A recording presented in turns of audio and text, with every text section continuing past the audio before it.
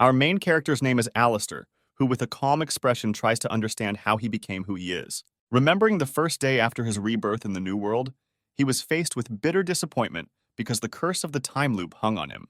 In a world where everyone treats other people as enemies, and the main law is the law of the jungle, he had a hard time. He had to go through a huge amount of humiliation in order to achieve the highest goal, making incredible efforts. But like anything, everything has its pros and cons, and being in a time loop allowed him to have a huge amount of information and sleep with all the women in the world.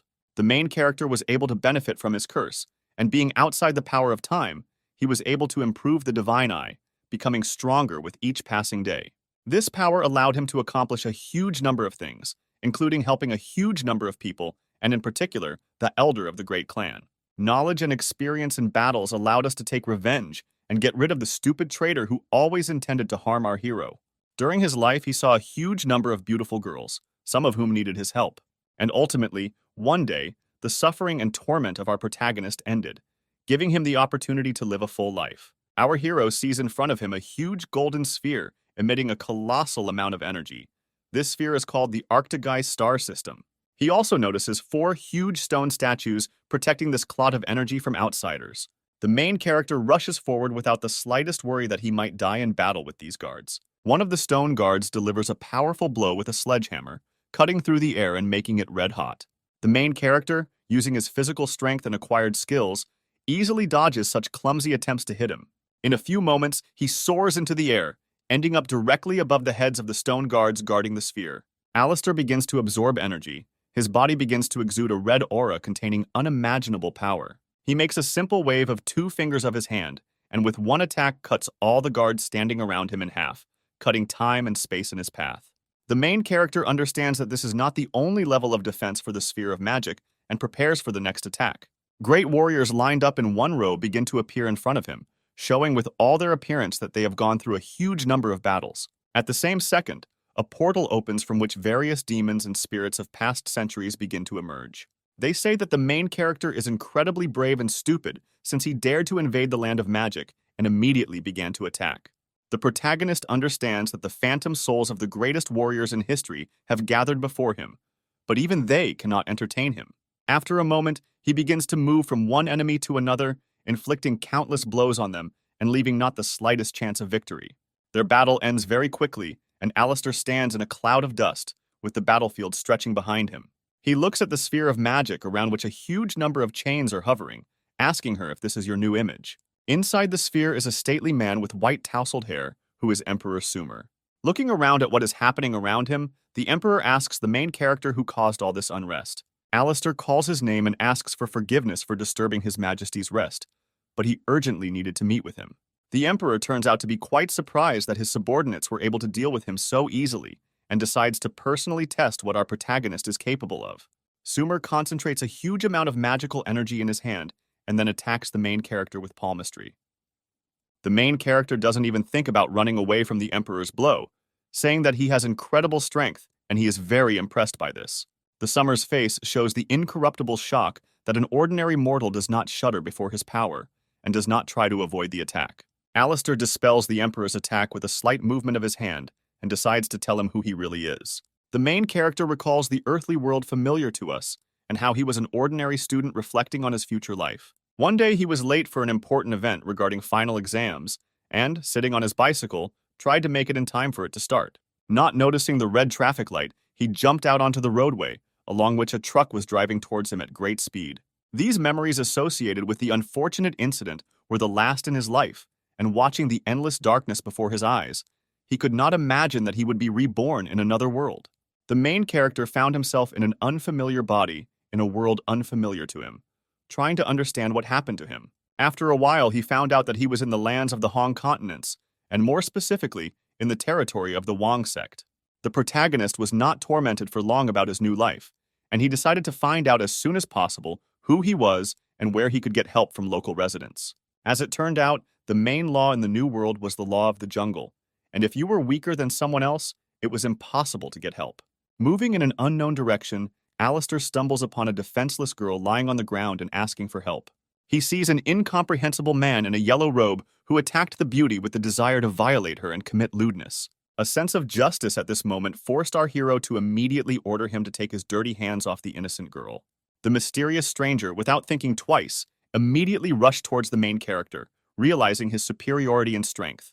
The man thrusts a dagger into our hero's chest, finally saying that it was a mistake to challenge his master's son.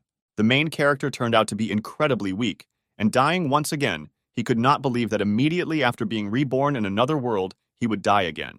Once again observing the endless emptiness before his eyes and trying to scream with all his might, he wakes up in the same place after his rebirth. Alistair quickly realized that every time he died or fell asleep, his day started over and he found himself in a time loop. He decided that in a world where there are a huge number of outstanding people, he should not remain in the background, and he went in search of power and strength. The world in which he was reborn had a huge number of ways to move, thanks to which in a matter of minutes you could find yourself on the other side of the earth. The main character began to wander every day, visiting more and more new places, trying to survive and improving his skills. Sometimes his wanderings took him to mythical lands where it seemed that every centimeter of the soil was saturated with magic, which was about to flare up and tear him apart. At some points, his disagreements with the inhabitants of this world drove him into extremely uncomfortable situations from which it was difficult to find a way out. During the first 10,000 years of his travels, Alistair walked around every inch of this world and learned the secrets of all families and clans.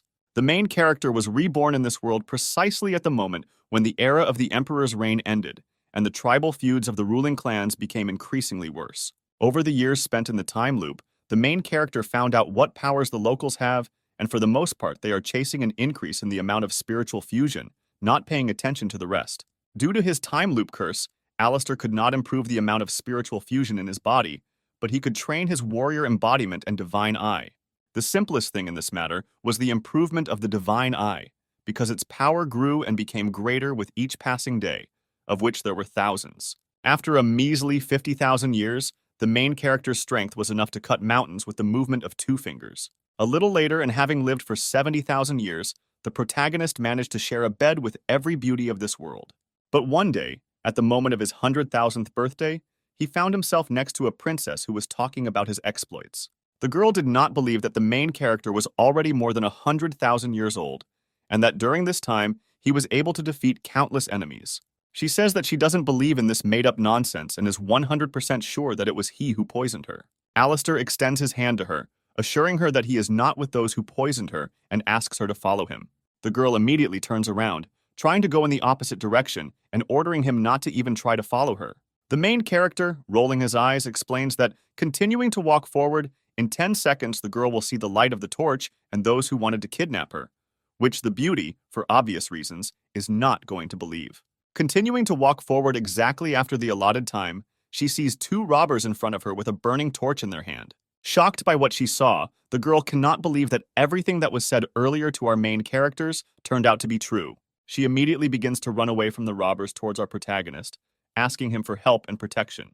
Hiding behind his back, the girl expresses her trust in him and asks him to deal with the attackers, in response receiving that everything will end in a few seconds. Having dealt with the robbers who want to kidnap the girl, the main character leads her deep into the dark forest.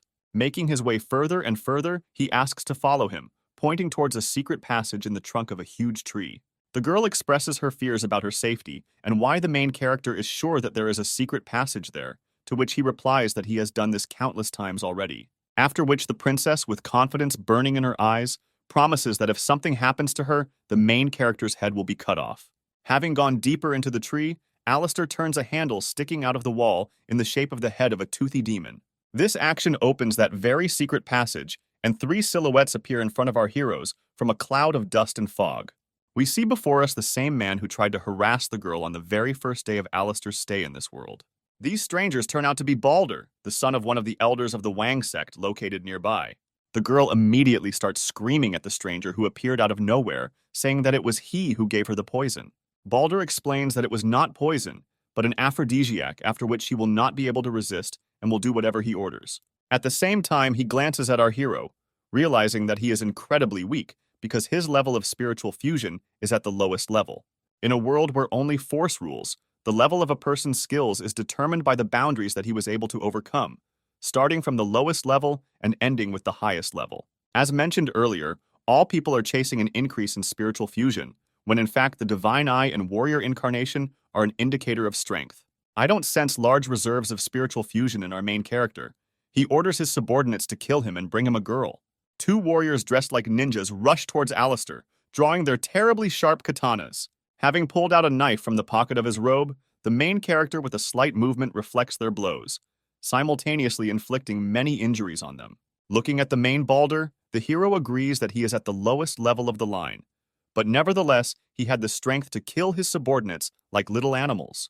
The elder's son clearly does not like this treatment, and he orders him to immediately apologize and stop talking to him like that. Alistair, wiping the blade of his dagger, says that even though Balder is on a higher level, he should be more respectful towards those who are on a lower level. Balder, whose face simultaneously reads fear and a feeling of rage, asks who the main character is, that he knows how strong the son of the elder himself is. The protagonist, with a calm look and burning eyes, explains that these are the words of his father, and what his son did this evening is enough to kill him. At the same moment, the main character very quickly gets closer to his opponent and inflicts a powerful slap on him in the face. Due to the difference in strength, even such a weak blow is enough to turn Balder's face into a crumpled sheet of paper with veins protruding from it. Having flown several meters back, he is at a loss as to who the main character really is and allows himself to treat him this way. Looking at his opponent, Alistair thinks about how pitiful the son of sect elder Wang is, who made a deal with the evil fort. Kneeling in front of the main character, Balder asks for forgiveness, begging him to be left alive and not killed. The protagonist throws a dagger at Balder's feet, saying that an animal like him should cut off its own paw as a sign of punishment. His face immediately begins to exude primitive horror and a plea for help, while simultaneously asking the main character for mercy and mercy. Alistair, with a straight face, says that if he doesn't do it himself, he'll have to cut off not one, but two of his hands. A few seconds later, a piercing scream is heard throughout the entire area, causing the birds sitting on the neighboring trees to fly away. Covered in tears and drool oozing from his mouth, Balder asks if this is enough while bleeding. After the main character says to get away, Balder runs away, leaving only a vile, bloody trail behind him. The girl standing behind the main character all this time thanks him for her salvation and asks him to take her home. Alistair says he helped her get rid of the persecution, but the aphrodisiac in her blood is still active and needs to be neutralized. The girl's face shows embarrassment, and she asks how exactly he is going to neutralize the poison. After some time, the main character summons a huge phoenix with blue plumage and soars into the air with the princess. Meanwhile, the princess does not understand how an ordinary person at the lowest level is able to control the phoenix of the Southern Sea, since this requires at least 3 years of training. Alistair explains that he has lived here for 100,000 years, and like no one else, knows everything about everything, including how to intimidate the elder's son and how to control the phoenix. A sweet and embarrassed girl asks if the main character really wants to neutralize the aphrodisiac in her blood because she is betrothed to the 7th demon emperor. Alistair says that he is well aware of who the emperor's demon is and that he is the strongest on the entire continent. He asks her not to worry because he will be fine, and now they have little time left, which is only enough for 5 times. The blushing girl tries to pretend that she doesn't understand what our main character is getting at, asking what 5 times we are talking about. At that very second, her body begins to tingle and shake, and the blood through her veins begins to circulate at incredible speed. Alistair begins to panic, realizing that the effect of the aphrodisiac has begun to take effect ahead of time, and asks the girl to control herself. The princess attacks the main character, saying that she cannot wait until they land and wants to start doing it right now. The next morning, the protagonist sleeps drooling and realizing that another meaningless and carefree day has begun. Before he has time to open his eyes, he pulls his hand to the side, but accidentally stumbles upon the gorgeous breasts of the girl he saved yesterday. He immediately jumps back in panic, not understanding what is happening and asking the princess how she ended up here. The girl looks at him with tear-stained eyes, calling the main character a liar, because he promised that she would return to her home in the morning. Not fully understanding what is happening, the protagonist decides to clarify what day it is today in response to hearing the 27th of July. A few moments later, he realizes that the day in which he was stuck for 100,000 years was the 26th of July, and he finally got out of the time loop. Images of all the celestial beings, great warriors and monsters who looked down on him, begin to flash in his head, and he vows to destroy each of them. His thoughts are interrupted by a girl who tries to hit him, blaming him for what happened last night and asking who will be responsible for everything. Alistair presses her to his chest, asking her not to worry, because she is the only girl he remembers during his entire stay in this world, and will definitely be responsible for her. The bride of the seventh emperor raises her tear-stained eyes to him, saying that she will definitely remember these words and hopes that all this is true. Their conversation is interrupted by a woman's scream coming from the sky and promising to punish the main character for his actions. They look up and see a girl with red hair and a sword behind her, standing on a giant phoenix. This graceful and stately beauty turns out to be one of the elders of the Wang sect, whose name is Mistletoe. Looking at her, Alistair becomes disappointed in his liberation from the curses of the time loop, because as soon as one disappears, another problem immediately appears. The elder extends his palm and begins to prepare a powerful spell called Dragon Net. The rescued girl tries to pull the main character away, warning him that if he gets caught in the net, he will never get out. The protagonist reassures her by saying that this is nothing, and with a wave of one finger of his hand, he cuts the dragon net flying towards him. At this time, Mistletoe experiences shock, not understanding how an ordinary person from the lowest level could deal with one of the most powerful binding spells. She jumps off her air transport, saying that she will definitely free the captive from the dirty hands of the kidnapper. Without giving the elder the opportunity to attack, the main character asks her if she is interested in information about where her father is. Mistletoe begins to get angry after hearing this, trying to realize who is standing in front of her and what he knows about her father. Alistair offers a deal asking her to accompany him to the territory of the Bath sect, after which he will tell her everything he knows. When asked by Mistletoe for what purpose he wants to get there, he says that this no longer concerns her and asks only to take him there. After some time, our heroes reach the temple of the Wang sect, in which a huge number of subordinates are training, who kneel when they see one of the elders. Alistair, accompanied by Mistletoe, moves to the main temple of the Wang sect, and apparently she decided to accept his offer. The main character passing by the students of the sect hears how they humiliate him because he has the audacity to walk ahead of the elder and behaves like Balder. Noticing this, he turns towards Mistletoe and asks to get rid of these three talkers. One of the students grins, being 100% sure that the elder will not listen to such a commoner. At that very second, the girl draws her sword and knocks out the impudent students with a few blows. You can see red, broken capillaries in the elder's eyes because she is clearly dissatisfied with the behavior of her subordinates and orders them to immediately close their mouths. After some more time, our heroes find themselves at the shining gates of the main temple of the Wang sect. Elder Mistletoe follows the main character with his gaze, trying once again to ask why he came to the sect. Alistair turns around at her words and with a full expression of confidence says that he wants to see the head of Alana. Mistletoe is amazed by such a bold demand and says that she doubts that the sect leader will find time to meet with an ordinary person from the bottom line. Also, the main character pats the girl he saved on the head, ordering her to go home and leave everything else to him. After which he again turns to the elder, asking him to convey his words to the head of the sect, because as soon as she hears them, she will immediately agree to an audience. Alistair says that unpaired meridians merge together. The 8 points of their intersection are similar to yin and yang. When the blood boils and the bones cool, everything turns out as it should. Mistletoe immediately understands that these lines must have a hidden meaning, and the young man standing in front of her is clearly a difficult person. The elder promises to convey everything exactly as he asked and says that he will return soon. Meanwhile, the main character hears the sounds of battle coming from nearby within the temple. After looking around a little, he finds students of the sect who are training and wielding a sword. He witnesses a duel between a girl and a guy in which the lady gracefully wins. I'm trying to establish contact with the students. He asks what they do and what exactly they train in the fighting style of swordsmen.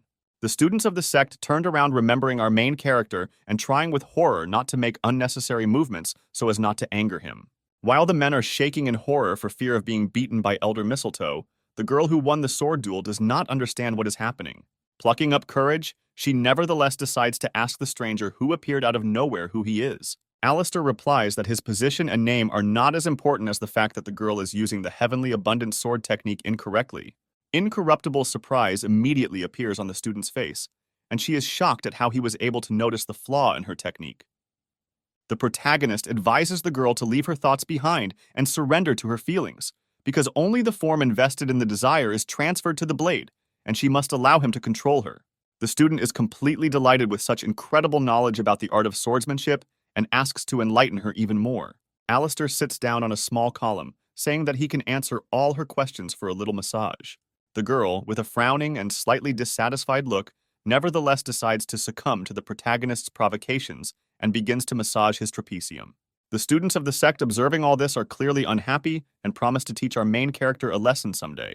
They are interrupted by the returning Elder Mistletoe, who says that the head of the sect is waiting for our protagonist in the hall. Alistair waves goodbye to his new friend, promising to teach her another time. Mistletoe, having noticed her student giving the main character a massage, reprimands her for wasting her time instead of achieving level 2 in swordsmanship. The girl explains that the person she is accompanying knows the secret of the final form of the heavenly abundance technique.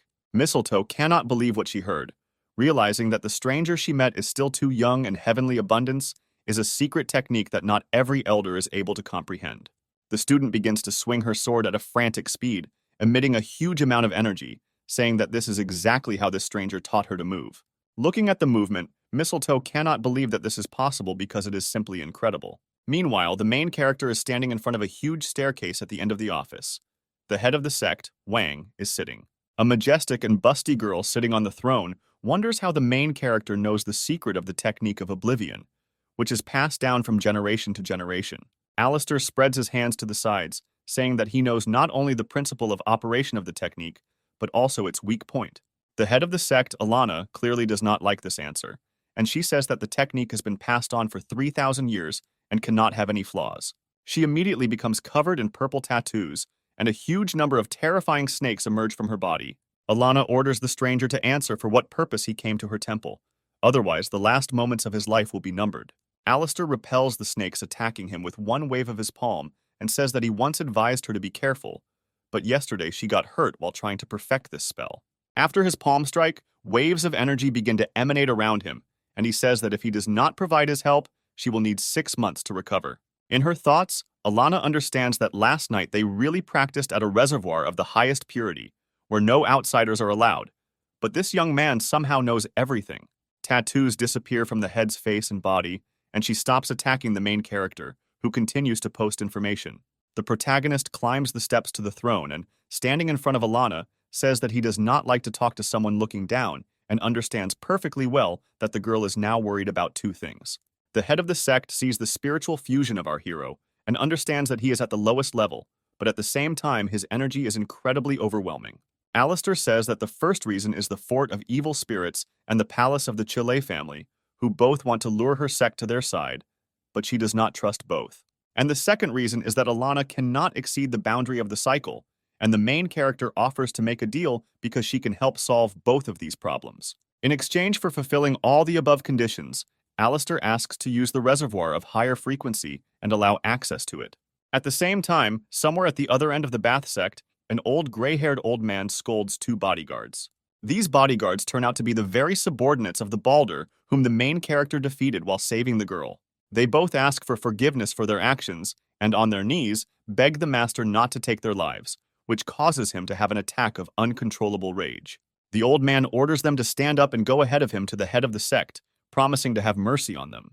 At the same moment, his blood boils, and he launches an icy stream of energy towards these bodyguards. As soon as the icy cloud of energy reaches the target, they immediately find themselves frozen and standing absolutely motionless. A gray-haired old man, saying that useless puppies are unworthy of life, splits their bodies into small pieces of ice with a powerful blow.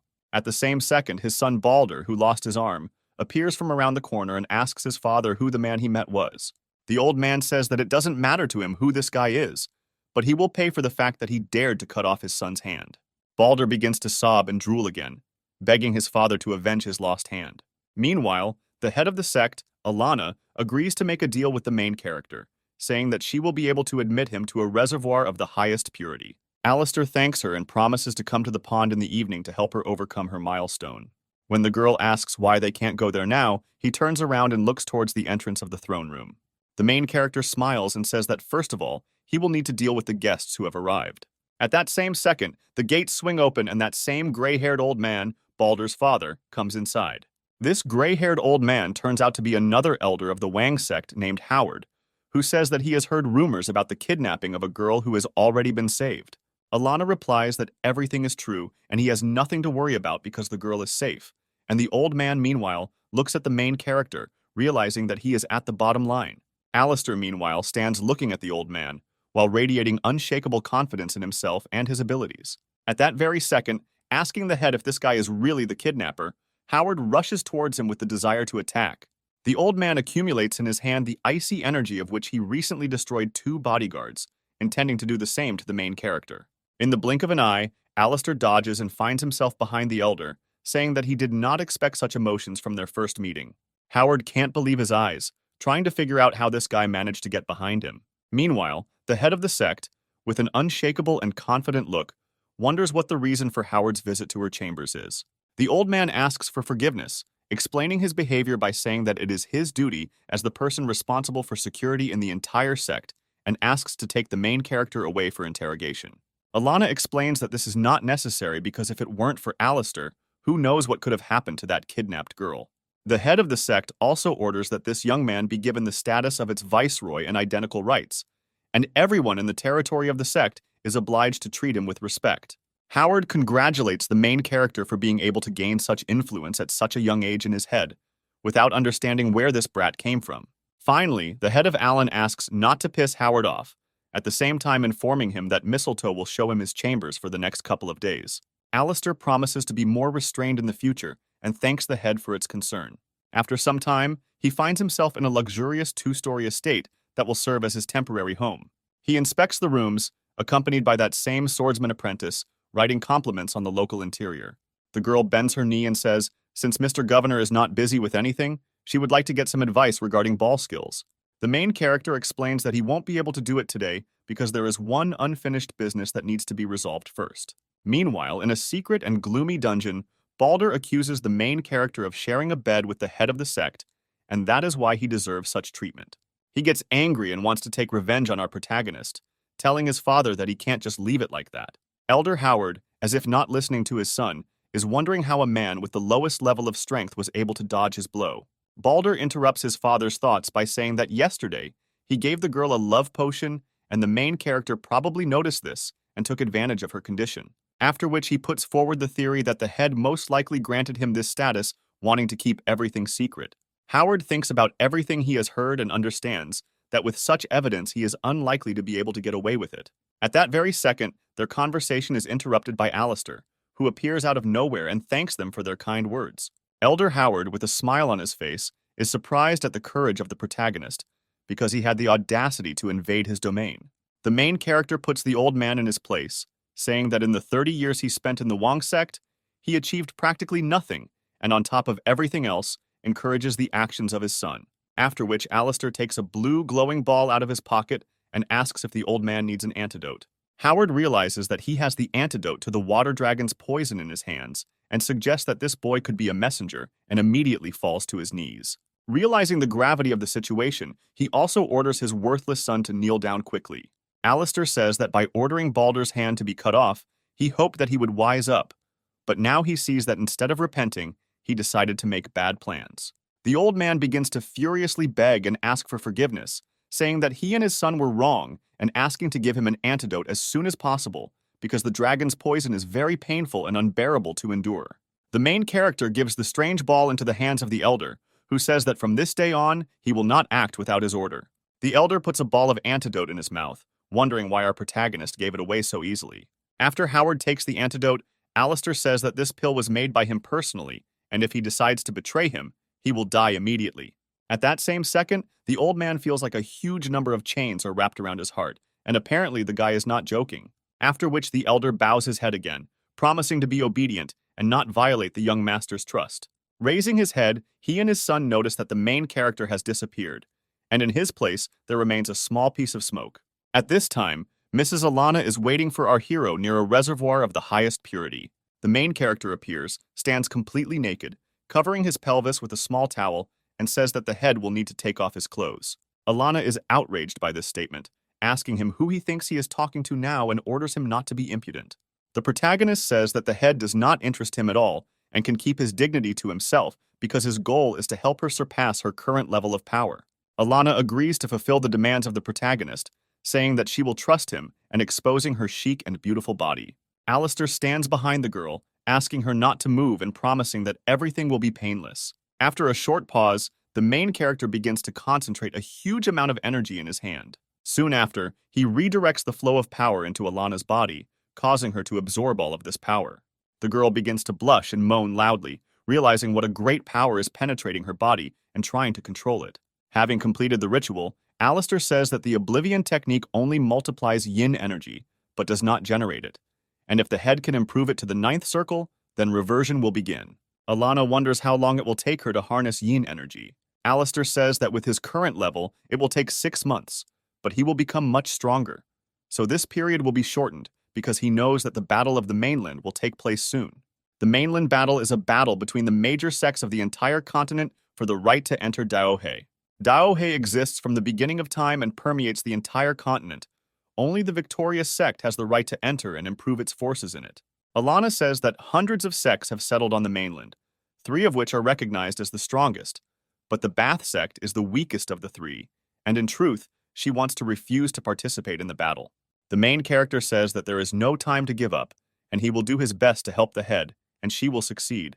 And in her eyes, there is a desire to sleep with him again. He also adds that their training is over for today and tomorrow they need to meet at the same place. Trying to assess his level of power, Alistair realizes that with the help of 2 principles under his control, he was able to raise his level to a spiritual level. Returning to his chambers, the main character notices the swordswoman obediently waiting for her apprentice, who reports that a certain lady has been waiting for him for a long time. Going inside, the girl he recently saved, whose name is Zinni, immediately rushes into his arms. The main character is very happy about her appearance, and his delight knows no bounds since he did not expect to see her here. Zinnia immediately begins to describe the latest events, saying that our protagonist is incredible because he managed to achieve such a quick arrangement of the chapter itself. The girl says that Alistair looks incredibly courageous and charismatic, and in her eyes there is a desire to sleep with him again. She also adds that she is very glad that they met, and reports that lately all her thoughts have been only about our main character. Kinney once again remembers that if in 2 years the 7th Demon Emperor calls her to marry, then she would prefer to die rather than allow this marriage to take place. The image of the powerful Demon Emperor pops up in the girl's head, for whom she is only one of the many brides of whom there will be several hundred. Alistair, with unshakable confidence on his face, promises to never allow this to happen because now he is responsible for her. The girl waves goodbye to him, saying that it's already late and she needs to return home, and also that that girl is a swordsman and her best friend. And smiling broadly at our protagonist, she asks him to help her with training in his free time. Their farewell is interrupted by the same apprentice swordswoman who asks her master for permission to escort the Zinnias home. Left alone, Alistair says into the void that her student has left, and apparently someone else will keep him company tonight. As it turns out, he turns to Elder Mistletoe, who has been hiding around the corner of the building all this time.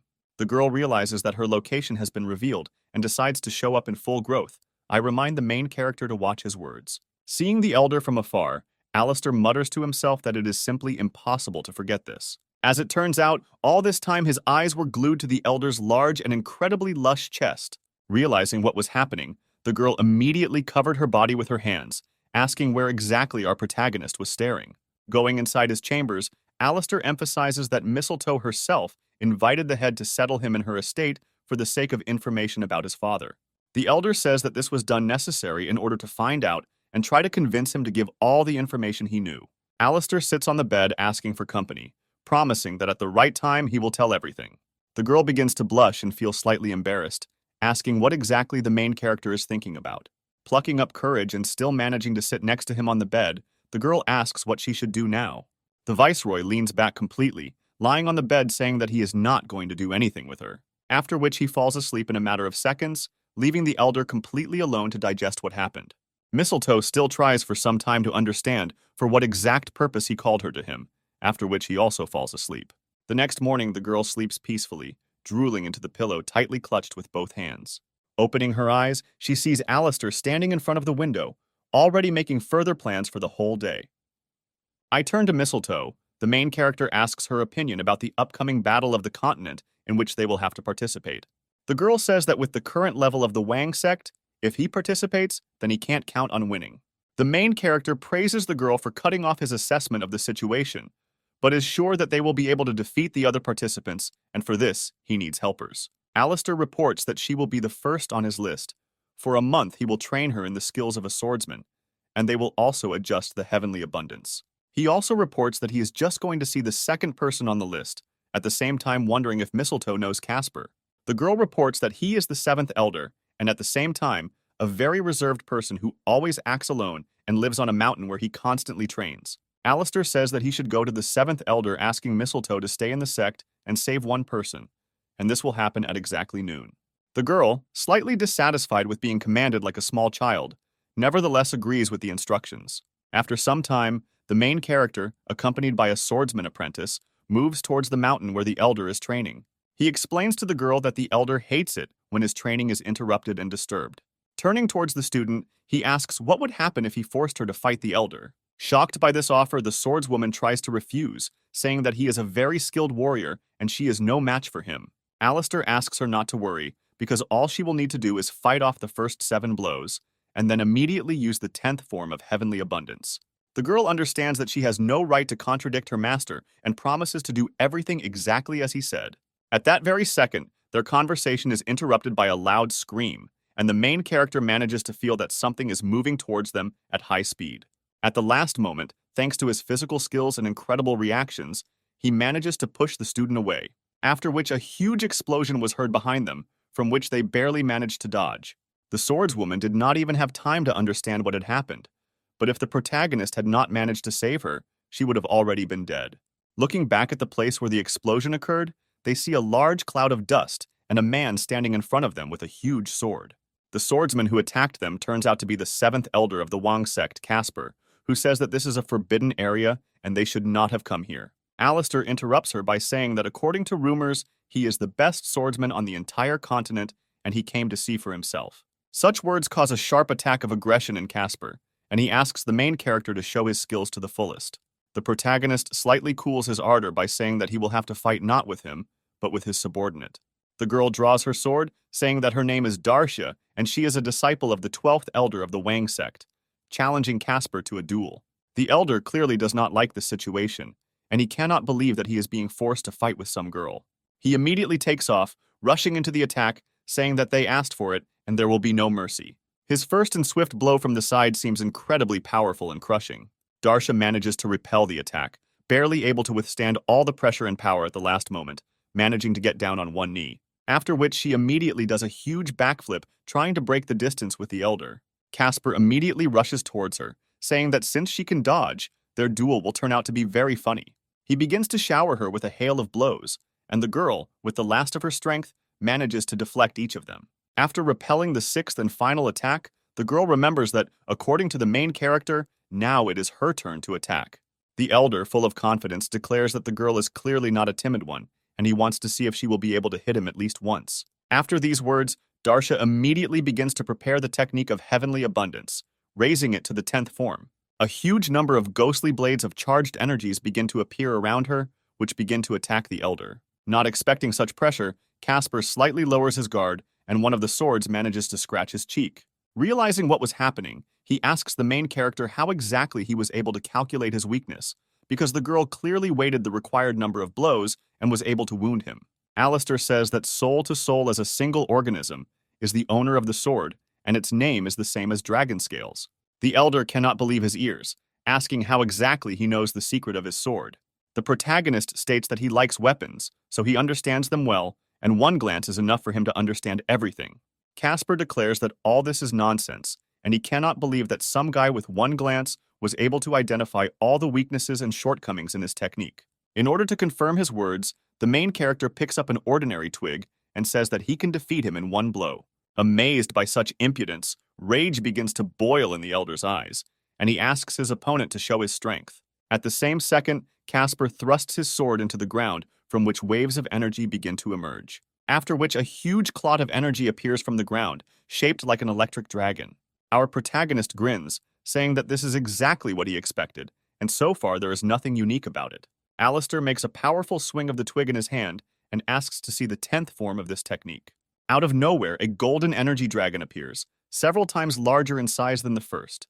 Casper, being in complete shock, cannot believe his eyes looking at the huge golden dragon. The elder kneels, and the main character, holding a branch near his head, asks if he admits defeat.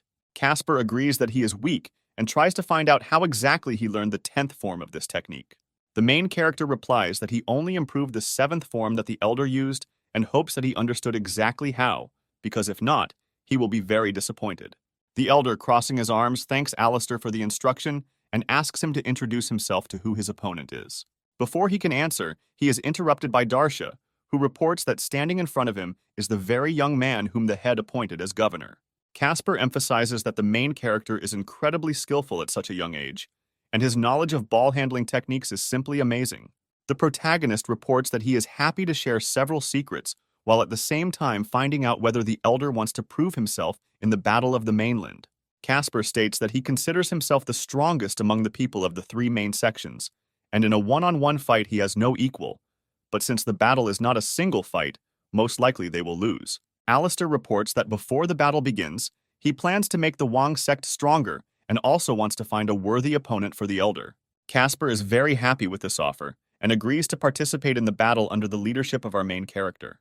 After some time, our heroes return to the main temple of the Van sect, where Mistletoe reports that she has fulfilled the request. Next to the girl stands a tall man in armor who is the third elder named Louis. The man falls to his knees and begins to thank the main character for ordering to save him from a painful death. Alistair once again thanks the Mistletoe for fulfilling his request and says that they all have more important things to do. Their conversation is interrupted by Darsha, who reports that the head is organizing a general meeting and every elder of the sect must appear in the Hall of Saints. While they are walking into the hall, Mistletoe tells Lewis that yesterday there was a skirmish between the Viceroy and Elder Howard and asks him to support the young man. Once at the meeting, the head informs her that she has received a letter from the Scarlet Sky Palace, and tomorrow morning the master of their sect will personally come for a visit. The main character puts forward the theory that all this was done in order to test the strength of the Wang sect. The first elder, named Cameron, wearing a strange, incomprehensible mask, does not agree with this statement, saying that with the current power of the Scarlet Sky, this makes no sense. The second elder, named Mason, also agrees with him. They say that the governor thinks too superficially. At this moment, their reasoning is interrupted by Howard making a powerful strike with his palm on the table, saying that, in his opinion, there is a grain of truth in Alistair's words. The thought slips into the thoughts of the first and second elders that it is very strange that their most venerable colleague suddenly took the side of the youth. This behavior of Howard seems strange to the head, Alana, who begins to suspect the main character of illegal actions. Nevertheless, she agrees with the Viceroy, but still wonders if a master from another sect still comes, what they should do. The protagonist offers to kill a couple of people from their sect to show who is in charge. He is immediately interrupted by the fifth elder, Michael, who says that one cannot act in this way because they are much stronger, and with such actions they can ruin their existence. The fourth elder of the Wang sect, Melvin, agrees with him, saying that he is also against such decisions. Howard again decides to support the governor's proposal, saying that it is excellent and needs to be struck first. Considering everything that Alistair said, Elder Casper, after waiting a sufficient amount of time, says that he also approves of such actions. This answer causes sharp surprise to all the elders, because before, Casper practically did not speak and sat silently at all councils. Deciding to stay away, Mistletoe and Lewis also decide to approve our protagonist's proposal. Hearing the voices of everyone present, the head decides to ask the governor how they are going to defeat the enemies if a battle begins. The main character asks the head not to worry and promises that tomorrow they will be able to surpass them, offering to finish the meeting for today because he is a little tired. Alana agrees with the protagonist's decision, saying that the meeting is over while trying to understand why most of the elders supported him. Before everyone had time to leave, Howard catches up with Alistair, asking if he did everything well and is going to accept a new task. The main character orders the old man to kill one person this evening, and it is very important that he dies in one blow. The main character whispers in the elder's ear what exactly needs to be done to defeat the enemy with just one blow. Then he adds that if everything is done as he said, nothing will threaten him. The old man promises to carry out the instructions exactly as the young master told him, and asks permission to take his leave. After a few more seconds, Elder Louis catches up with Alistair, who once again thanks him for his salvation. The protagonist thanks the elder, saying that he is very polite and his skills will definitely be useful to them during the Battle of the Mainland. Louis promises to give his best, but unfortunately, this will be impossible because his fifth-class spear was broken. Alistair says that the elder doesn't have to worry about this, because soon he will give you a new spear of the 9th category. Louis is immediately incredibly surprised, saying that in their sect, there are only angular weapons of this level, and for him it would be a great honor. Finally, the main character orders the elder to take care of his wounds, and when the opportunity presents itself, he will definitely get his weapon. After the end of the conversation, Alistair finally wants to rest, and says that it's time to move on to the most interesting part. In the evening of the same day, he and the head again perform the ritual near a reservoir of the highest purity. The main character decides to slightly ingratiate himself with Alana by deciding to ask why Howard is suddenly so supportive and supported him at the Council of Elders. The girl states that doubts have been creeping into her for a long time, because lately in the Van sect, Everyone seems to be dancing to the tune of our main character. Alistair grins, pretending that he has nothing to do with this, and this is all a coincidence, while asking whether everyone really treats him well. Alana immediately blushes and begins to feel embarrassed, covering her naked body with her hands and saying that she remains impenetrable. The protagonist understands perfectly well the fears of the head, but asks her to calm down because he arrived in their sect in order to help resolve pressing issues. He extends his hand to the side, inviting the head to come closer because he wants to tell her a little secret. The head leans in and he whispers in her ear that Elder Howard is really a pawn of the evil fort, after which he points his finger towards the forest, saying that it is nearby and they should take a walk and look at it. The girl has no choice but to agree with Alistair, and she asks him to wait a minute because she needs to get dressed. After some time, they move towards the forest where the elder is supposed to be. They watch as Howard beats fourth elder Melvin with all his might. He lies on the ground bleeding from his nose and asks what is happening to the old man, why he suddenly decided to beat him. Elder Howard reports that Melvin angered someone who shouldn't have, and for this he will die. Melvin starts screaming and trying to make excuses, saying that Howard knows perfectly well who he is and shouldn't do that. The old man reports that even though Melvin positions himself as a messenger from the fort of evil spirits, he was able to see through his fraud, and the real messenger has long since arrived at the sect, after which Howard takes out his staff, saying that he will no longer be able to fool him and begins to absorb a huge amount of energy. Charging a very powerful attack, he orders Melvin to rejoice because he will go away from his morning outburst. The old man says that it is difficult to determine who the envoy of fort is, but the governor had an antidote, and the pill cannot be faked, so he is a real envoy. Howard stands in front of Melvin, who is lying on the ground, hoping that he has breathed his last. Meanwhile, Alistair orders Alana to sit quietly, and he will answer all questions after everything is over. At this moment, Melvin turns out to be still alive, and with the last of his strength tries to get up, getting down on one knee, saying that Howard has forgotten who his real owner is. He begins to shout that there is no longer any point in leaving the old man alive. His eyes turn sharply red, and his whole body is covered with protruding veins. Elder Howard is surprised that his friend is still alive and decides not to relax just yet. At the same moment, Melvin begins to use a forbidden technique. His body transforms, turning into an incomprehensible and strange monster. Old Howard says that the messenger foresaw that he would transform into the ninth form, and he was ready for it. He again begins to absorb energy, launching a mournful flash towards Melvin in the form of a huge number of blue skulls.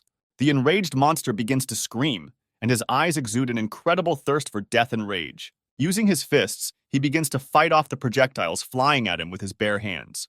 The chapter, observing everything that is happening from the sidelines, assumes that at this rate, Elder Howard will be a loser. Alistair decides to help the old man and grabs a stone lying nearby and throws it towards the monster with incredible force. A passing rock hits Melvin in the stomach, causing him serious damage. The old man, sensing that his opponent was noticeably weakened, decides that this is his chance to finish him off with one blow. Howard once again uses his morning flash technique and launches a swarm of blue skulls at Melvin.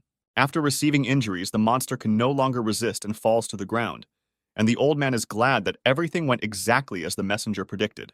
Howard also understands that their battle has caused a huge amount of noise, and he needs to escape from the crime scene as soon as possible. Meanwhile, the head, sitting in hiding, wants to leave quickly, but the main character stops her, saying that this is not the end. They notice how Melvin, lying on the ground in the guise of a monster, begins to show signs of life. He only pretended to be dead because he understood that the situation had seriously changed, and he urgently needed to return and report this to the Lord of Evil. Alistair immediately stands in his way, accompanied by the head, ironically saying that they ended up here by pure chance. Melvin realizes that his affairs are not going well and in a panic begins to think about what to do. The protagonist kindly says that he will leave the head to deal with the monster, and in the meantime, he will find Old Man Howard. Alana says that they should refrain from asking unnecessary questions and begins to summon the spiritual blade. Melvin, realizing that he is now too weak to resist the head, decides that he needs to try to escape as soon as possible. Alana is not going to let the traitor go so easily and decides to prove that it is not just that she is at the head of the sect and uses her spiritual weapons perfectly. In a couple of moments, the monster's body, tormented and chopped into small pieces, falls onto the bloody ground. The head leaves Melvin's mutilated body behind him, showing with all his terrifying appearance that he holds his title for a reason. After which the girl says that she should not be underestimated because she would never allow a traitor to escape right from under her nose. At that very second, Alana feels a strange and ominous energy behind her, realizing that nothing good will come from this. Meanwhile, Melvin, chopped into small pieces, turns out to be alive and says that the chapter looks very appetizing and attractive. At this time, Elder Howard is trying to return to the sect as soon as possible so that he will not be suspected of anything. Alistair very quickly catches up with him and orders him not to rush because there is one more task for the old man. They both stop at high speed, and Howard tries to find out what exactly the young master needed. The protagonist explains that Melvin only pretended to be dead, and if he had not been here, this mistake would have been very costly. After which he orders Howard to go to the Lance sect and take the Phoenix Song Spear from them. Having issued new instructions to his subordinate after some time, he returns to the very place where he left Alana to fight. He notices a girl lying unconscious on the ground, realizing that her consciousness was absorbed into the mental space of that monster. At this time, somewhere in a parallel dimension filled with rivers of blood, the head of the sect is in limbo. In front of her are the transformed Melvin, who looks even less like an ordinary person. Alana immediately assumes that he is one of the 4 rulers of the fort, to which the monster replies that his master has already devoured everyone. The monster says that he hid all the assets for a very long time, and every time he saw the head in front of him, he was overwhelmed with excitement and passion. He asks the girl to accompany him, and then tries to touch her breast with his hand. Before he can carry out his plan, his hand is torn off, causing an unbearable scream to be heard throughout the area. Melvin looks at the severed hand, noticing strange purple symbols on it, and realizes that these are runes from Dainichi's technique. Raising his head up, he notices Alistair, who orders him to immediately release Alana because he is just a pawn of the evil spirit's fort and is neither a human nor a demon. Looking at the main character with surprise, he is perplexed when such a skilled master capable of mastering such techniques appeared on the mainland. The protagonist advises him to find out this from the Lord of Hell, and at that very second splits his body into small pieces, leaving only blood splashes throughout the area. As soon as Melvin is defeated, the head is immediately freed from his shackles and wakes up, regaining consciousness. Alana thanks our hero for saving her, asking if this creature was actually one of the elders. Alistair says that he was still half-human, and this form was the final technique for turning into a demon. The girl is shocked by what she heard, not imagining how many cards the evil spirits have hidden up their sleeves, wondering whether they will be able to withstand such a dangerous enemy. The protagonist tries to calm the head down, advising him to take care of his wounds at the moment and promising that they can deal with the Scarlet Sky Palace and the evil fort in the future. After some time and returning to his chambers, Alistair discovers Elder Mistletoe sleeping on his bed and decides not to interrupt her sweet sleep and lie down next to her. The next morning, the main character, lying in an embrace with a beautiful girl, tries to wake her up and says that the sun has already risen. The girl opens her eyes and is frightened and immediately begins to feel embarrassed, asking the main character when exactly he returned back and how they ended up in the same bed. The main character explains that he returned last night and did not do anything shameful with the elder. Going outside, Mistletoe stumbles upon her student, who reports that she arrived by order of the head of the sect and did not want to interfere with the mentor's time with the governor. Elder Mistletoe blushes slightly, saying not to make up any vulgarities because she came here a couple of minutes earlier on urgent business. Their conversation is interrupted by Alistair, saying that they have been disturbing him since the morning, and it would be better for them to go to the palace, over which clouds are beginning to gather.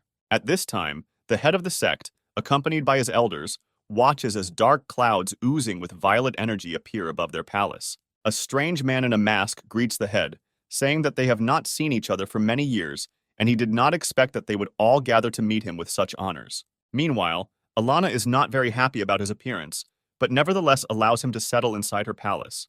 The masked man says that they haven't seen each other for a long time, and he missed each of them terribly. He descends to the ground, standing opposite Elder Mason, and wondering how he feels after their long-standing battle in the distant past. Mason replies that his wounds and grievances have healed a long time ago, and he does not hold any grudge against him. The masked man invites the old man to fight again, arguing that it is good practice to improve their fighting skills. Alana decides to stop this mockery, and in a very rude manner finds out exactly why they came to her sect. The masked man with a very arrogant look begins to laugh, saying that he brought 4 of the worst students with him because the Battle of the Mainland is about to begin. And on the eve of such a grand event, he wants them to take a look at the prowess of the Wang sect and get it from your disciples. The disciples of the Wang sect, who were watching everything that was happening, did not understand why they should compete because they would most likely lose. Meanwhile, the head of the sect, Alana, wonders how the disciples of a masked man who arrived from another sect managed to achieve such a level of power. Elder Michael says that the masked man's name is Isaac, and apparently he believes that no one in the Wang sect can fight back. Isaac replies that he would gladly compete with all the elders of the Wang sects, but today, their students will compete. These words, which clearly showed incredible self-confidence, as well as arrogance towards other people, incredibly infuriated Elder Michael. Isaac starts shouting with delight and saying that this is not a place for competitions, and they should go to the arena. At this moment, our main character appears behind Mrs. Alana and asks for forgiveness for his lateness. The head of the sect, realizing that the entire elite has gathered, offers to go to their arena and continue to sort things out there. After some time, all our heroes find themselves on a huge stone platform not far from the temple of the Wang sect. Arriving at the arena, Isaac notices that there is no Howard among the oldest Van sect and decides to provoke Alana by saying that they are at the same level of power. She replies that the elder is seriously ill and will not be able to attend this friendly competition today. The masked man decides not to waste time and offers to start the first battle, nominating his student as a candidate, asking her to show her what she is capable of. The formidable and muscular girl declares that she is a disciple of the Scarlet Sky sect, and she challenges the master of the Van sect to a duel. The disciples of the Wang sect, standing outside the arena, looking at such a formidable warrior, in no case want to nominate themselves as candidates because they are afraid of being beaten. At this time, the elders of the sect are trying to come to an agreement and understand which of their students will emerge as the first candidate for the duel. Elder Mason kindly asks Alistair for advice and assistance in finding a suitable candidate. The Echidna protagonist grins, saying that at yesterday's meeting they did not support his decisions, but now they are asking for help. The elders admit that they were wrong, and in the future they will follow the will of the Viceroy at all costs. Michael, watching this situation, is in shock, realizing that his colleagues did not even turn to him for advice before asking the main character for help. The protagonist says that he does not hold a grudge against the elders, but next time they should think better about their decisions. I suggest nominating the student Darsha as a candidate. The girl, with incredible zeal, immediately grabs her blade, saying that she will try to fully live up to her mentor's expectations. Enter the arena. Darsha states that she is Elder Mistletoe's disciple, and her power level is at the breaking point. The girl with purple hair, who is her opponent, grins and says that she went out to certain death. Watching from the sidelines, the students of the Wang sect try to dissuade their friend, saying that she cannot cope with a stronger opponent. They also begin to get angry and blame our protagonist for everything that is happening, suspecting that he deliberately sent their friend to certain death. Mistletoe is also concerned about the situation in which her student finds herself and asks Alistair whether she really has the strength for which he asks her not to doubt. Energy begins to emanate from the disciple of the Scarlet Sky sect, and she says that the swordswoman has one last chance to surrender. Having received a refusal and unwillingness to lose to the formidable one, the warrior begins to absorb a huge amount of energy, preparing a powerful attack. Slamming her fist into the air, she releases a powerful blast of energy in the shape of a hand, flying towards Darcy. At the last moment, the girl manages to evade inevitable death and end up behind her opponent. Using her skills and reaction speed, Darsha prepares the Heavenly Abundance technique and brings it to the 9th form. The warrior easily manages to repel the blow using the airbell technique, which completely protects herself from attacks flying at her. You understand that this is not enough. Darsha says that this is not all that she is capable of, and begins to prepare the 10th form of the Heavenly Abundance technique. The girl begins to move around the airbell at incredible speed, creating a vortex. Isaac, who was watching the fight, grins and says that the swordswoman does not have enough strength and will not be able to break through the airbell of their sect. Meanwhile, Alistair asks the head of Alana to keep a closer eye on the girl because this is not the end of the fight. Having picked the right moment, Darcy still manages to break through the defense of the airbell and reach his opponent. At the same second, a huge explosion occurs and a huge stream of air scatters throughout the arena. With this attack, Darcy manages to injure her opponent, and the girl with purple hair decides to ask how exactly she did it. The students of the Bath sect watching the fight are in complete shock because they did not expect that their sister had such skills. Mistress Alana understands that the girl has used up all her strength and says that the outcome of the battle is determined and the fight can be considered completed. Darsha immediately goes downstairs, bows to our main character, and says that she did everything exactly as the governor told her, after which Alistair turns towards the mistletoe and asks her to bring him water as his throat is dry. Noticing this, all the elders of the sect are shocked, not understanding why Mistletoe is courting the governor like that, suspecting that there is something between them. At this moment, Michael decides to joke, saying it's a pity that he is a man, since he would like to be in Mistletoe's place and also be closer to the governor. Meanwhile, the girl with purple hair says that swordswoman managed to see the gap in her defense and does not understand how she managed it. Isaac explains that it was not the swordswoman who managed to identify the very place, but the young man who stands next to the head of the sect and does not understand how he managed it. In the next one, the second disciple of the Scarlet Sky sect with green hair and huge tattoos all over his body comes out to fight. Seeing the next opponent, the students of the Wang sect again rush into horror, realizing that he is stronger than the previous girl. The head of the sect, Alana, is also very concerned about who to put up for the next duel and decides to consult with the main character. Alistair replies that he himself will fight in the next fight, and the head tries to stop him, saying that their strength is at different levels. He tells Alana not to forget that in battle, she relies not only on spiritual strength, but also on other components of cultivation. At this time, the disciples of the Wang sect do not understand why the governor himself came out to fight, because in their opinion, he was only their talisman. Meanwhile, the green-haired man begins to concentrate the energy, and it takes the form of a scarlet shining tiger. Concerned, Mistletoe says that this is a high-level technique that the Viceroy cannot handle, and Casper states that it is nothing more than window dressing. Having accumulated enough energy, the same man rushes towards our main character, declaring that he has a few seconds left to live. At the last moment, Alistair manages to dodge the attack, causing sincere surprise from his opponent. Then follows a powerful blow using the power of the Divine Eye, which everyone present clearly did not expect to see. Everyone watching the battle, including the head of the Bath sect, is shocked to realize how strong our main character is. The green-haired man falls to the ground, making it appear that he was defeated with just one blow. In his head, he understands that he is not in the most advantageous situation and needs to retreat and come up with a new plan, after which the air suddenly rises. Alistair tells him not to even think about escaping and then pierces him with a beam of blue energy. The man begins to cough up blood and then falls to his knees, realizing that he has received a non-life-threatening injury. When he asks who our protagonist is, Alistair replies that he has already introduced himself to him before. He declares that he is an executioner for him, and that's all he needs to know, after which he pierces his body several more times with rays of blue energy. Having emerged victorious in this battle, he stands with his back to the defeated enemy, who is bleeding while lying down. An angry Isaac immediately begins to scream, calling the main character an insolent person who dared to kill his student. Alistair states that Isaac indicated at the very beginning that it did not matter whether there would be casualties during the battles, so he did not break any rules. Elder Mason, who observed everything that was happening from the sidelines, states that the skills of the governor are terrifying and he cannot even guess who his mentor was. Mistletoe says that his skills far exceed any of the elders, and most likely he has no equal on the entire continent. Elder Lewis, in his thoughts, considered the Viceroy to be a resourceful person, but did not even suspect that he possessed such frightening power. Mistress Alana is surprised by more and more new forms of our main character and orders him to get down from the arena. Before leaving, the main character picks up from the floor a ring that fell from the body of the enemy he defeated. Alistair also offers to continue their fun by saying that their sect has 2 more students and they can go up to the arena. At the same moment, the disciples of the Wang sect again fall into horror because they do not know who will go next to fight on their side. Meanwhile, 2 of Isaac's students begin to ask their mentor to allow them to avenge their friend and release them to the next duel. Isaac states that they are very stupid for not realizing that one look from this person will reveal their weak points and they will not be able to cope with him. At the same moment, the girl with purple hair participating in the first duel notices that their friend's ring is missing. Isaac and the 2 students standing behind him are quite dumbfounded by this information.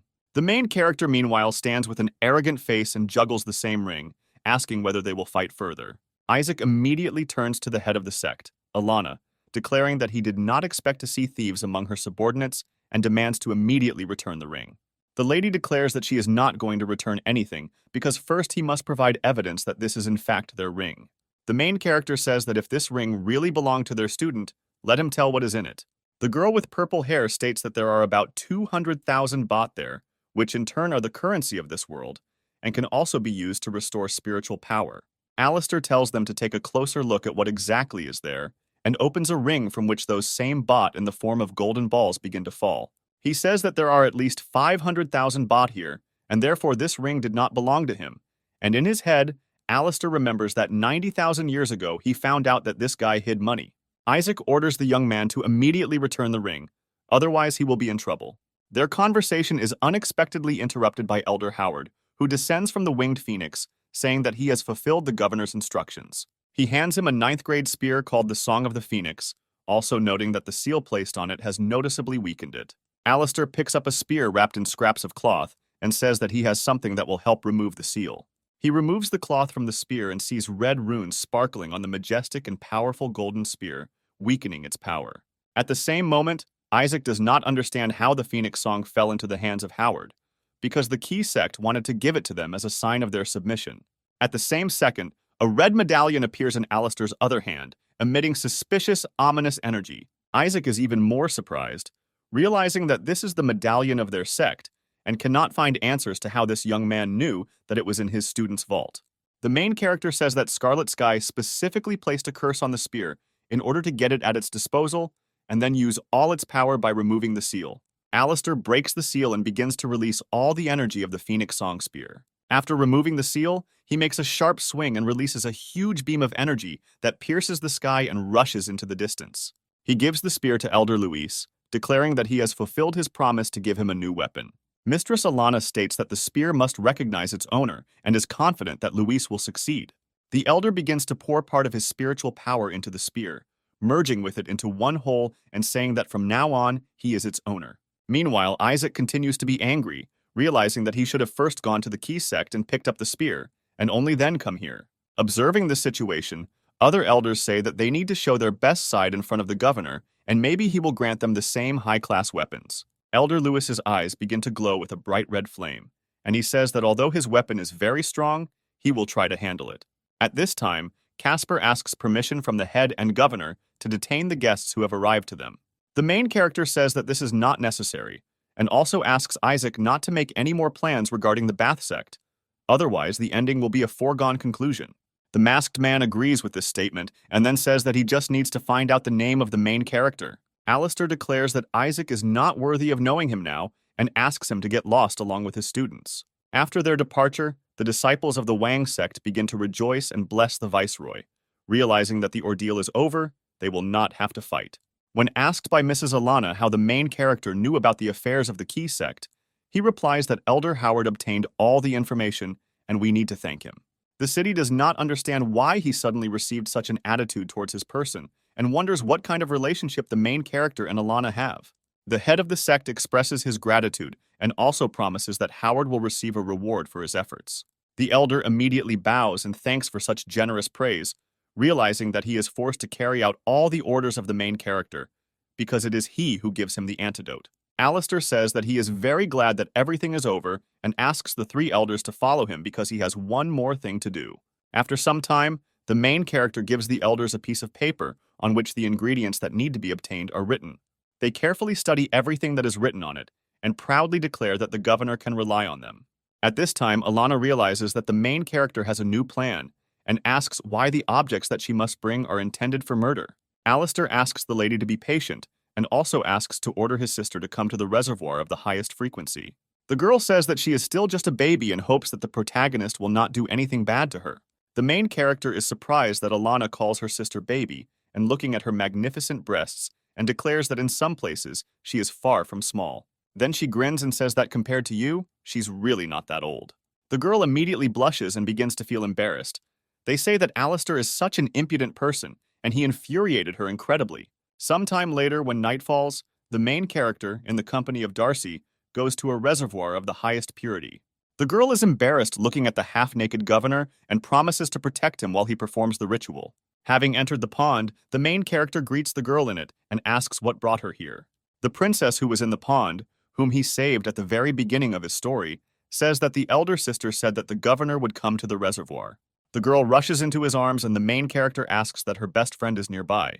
The princess praises our hero, saying that she heard how he taught the people from the Scarlet Sky Palace a lesson, because since their last meeting he has become much stronger. Alistair looks straight into the eyes of the slightly embarrassed beauty, asking where, in her opinion, he is the strongest. The girl replies that he is strong and incredible in everything, and then merges with him in a passionate and tender kiss, after which they become one, and the princess begins to gently and loudly moan with pleasure.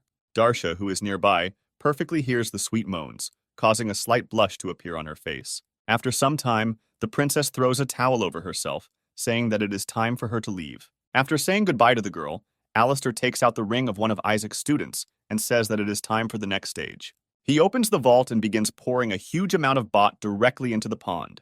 He begins to release the spiritual power stored inside these spheres and then absorbs their contents into his body. At the same moment, a huge amount of energy begins to accumulate in the sky above the reservoir, causing thunder discharges. The nearby swordswoman Darsha suggests that a natural disaster has struck their sect. A few seconds later, thunderous lightning sharply rushes towards our main character, and Darcy at that moment decides to save the governor and immediately rushes towards the lightning trying to repel it. The girl immediately tries to use the 10th form of the abundance technique and cope with the terrifying elements. Her strength turns out to be insufficient. Her body is struck by a powerful electric discharge, throwing her to the side. Located in the main temple of the sect, Casper tries to guess who exactly caused the hurricane. And the head of the sect, Alana, realizing that the governor is there, sees that this lightning strike exceeds the power of the boundary of the cycle. A moment before lightning strikes his body, Alistair raises his hand up and manages to subjugate the element by taking it into his hands. Acting with incredible composure, he also manages to catch a girl falling from the sky. Darsha thanks the viceroy, and he orders her to sit down and concentrate as he uses the power of thunder to help her surpass the second milestone. The girl, without any hesitation, begins to fulfill the request of the main character and begins to absorb energy in the lotus position. The main character performs the same ritual with her as with the head of the sect, releasing a huge amount of energy into the girl's body, making her moan with pleasure. Alistair says that her level is the third stage of the cycle boundary, and she was able to skip one thanks to her diligence in improving her fencing techniques. He also orders the girl to stay here while her body is rebuilt, and when she comes into balance, let her find him. After some time, he again meets with 3 elders who apparently fulfilled his instructions. Casper says that when he saw that the clouds were gathering over the pond, he immediately realized that the main character was there and then held out a bottle with the blood of a fiery beast. Mistletoe says that she managed to get the vein of a winged dragon, and also notes that its properties are extremely useful in cultivation. Lewis enthusiastically presents the main character with the trunk of the great tree. They say that if you add it to the previous ingredients, the effect will have an extraordinary effect on increasing the level. Alistair thanks everyone for the work done. He understands perfectly well that all these natural materials are perfect for improvement, but he can use them for other purposes. After which the main character goes to the hall of the head of the sect, which also managed to get the necessary materials. The girl says that she fulfilled his request and puts on the table a small dagger inscribed with runes, as well as a piece of fabric with unknown symbols. Alistair picks up this very piece of fabric and says that the talisman of Samsara is extremely good and he expected less. Realizing that the head of the sect has a lot of questions, he allows her to ask him anything she wants. Alana says that she carefully studied the books regarding the materials that he requested and makes an interesting assumption. The protagonist immediately agrees with the girl, saying that she thinks correctly and he needs subordinates of a very high level. The main character uses his power and combines all the materials he has received into one whole. He begins to pour his energy into objects, not being entirely sure whether his experiment will be successful. If the ritual fails, not only will he be left empty-handed, but all this power will turn against him. After which there is a powerful surge of energy, and in place of the objects a strange doll resembling a person appears. Her frightening, menacing appearance immediately changes, and she begins to grimace, greeting her master. Mistress Alana, clearly not expecting such an effect, asks if this is really the same high-level puppet. Alistair replies that although she is not very beautiful, he still managed to accomplish what he had planned. He uses the ring on his hand to open the vault, saying that there is still work to be done and the puppet is not perfect. He places the doll inside the ring, telling the head of the sect not to pay attention to its appearance, because with its help, she will be able to improve in the future. The main character is about to leave. They say that he finally wants to find the elders, and also adds that Mrs. Alana is no longer his rival, and she needs to overcome the Free Line as soon as possible. At this time, the elders are fighting in the forest, practicing their fighting skills and preparing for the Battle of the Mainland. Their training is interrupted by Alistair asking them to give him some time because he has an important announcement. Mistletoe immediately jumps in, deciding that the governor again needs to carry out some kind of assignment, or that he has managed to notice mistakes in their training. The main character says that he came here so that they could practice a little together and asks Elder Louis to demonstrate his skills with a spear. The man states that since the main character is his savior, he will not dare to raise his hand to him and start attacking. The protagonist states that he himself is asking for a full-fledged battle, and if he suddenly gets hurt, then we'll talk about this topic. Elder Louis agrees with the will of the protagonist and immediately lunges in his direction. To the surprise of everyone present, Alistair manages to block the spear attack by squeezing the tip with 2 fingers. He makes fun of the elder, saying that he had a bad lunch today and should not be embarrassed to give his best. The Elder immediately releases all his power and the power of the Phoenix Spear and tries to attack our protagonist again. At the last moment, Alistair manages to dodge the attack and bring his index finger right to Lewis's face, after which he puts a small amount of strength into his hand and throws the Elder in the opposite direction. Holding a Phoenix Spear in his hands, he orders all the Elders and the swordswoman Darsha to attack him at the same time. Lewis warns the protagonist that the spear recognizes only its owner, and if he uses it, its power may turn against him. The main character says that Louis should worry about how to get his weapon back and immediately makes a powerful attack, simultaneously hitting everyone present. This blow turns out to be a technique called the Triad, which our protagonist was able to easily use after reaching the spiritual milestone. At this very second, after using that very technique, thunderclaps of lightning begin to form in the sky above our heroes. Alistair notes that if he managed to cause thunder to roll again, then the Triad is a very amazing technique. Without having time to turn around, one of the ball lightnings immediately rushes towards our protagonist. All the Elders immediately rush towards the terrible elements, trying to protect the governor from imminent death. At this time, the disciples of the Bath sect, who are located near the temple, notice the horror happening in the sky and cannot even imagine what is happening there.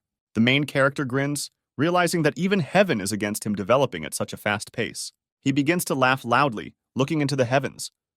They say that death awaits the violator of universal laws, but unfortunately, no one is able to stop him. After the storm subsides, he returns the spear to Louis, praising them for fighting hard against the thunder, as it was a good chance for their advancement. After which he declares that he still has some work to do and orders the Elders to continue their hard training.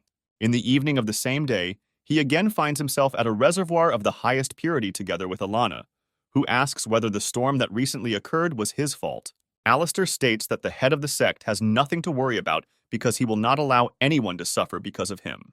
Mrs. Alana informs our protagonist that tonight an auction will begin in the capital, which will last 2 days, and he should try his luck. The main character notes that the capital is a commercial city of the mainland and a place of constant gatherings of the nobility. The girl says that the highlight of the program will be the egg of a mystical beast, but no one knows what kind of creature is in it. Alistair agrees that this is a very interesting idea and asks how many bats the Van sect currently has. The lady says that they have about 100 million baht in their treasury and invites him to participate in the auction. The protagonist states that he himself wanted to go to the capital to get the materials necessary for the puppet, as well as to get the Daohi key.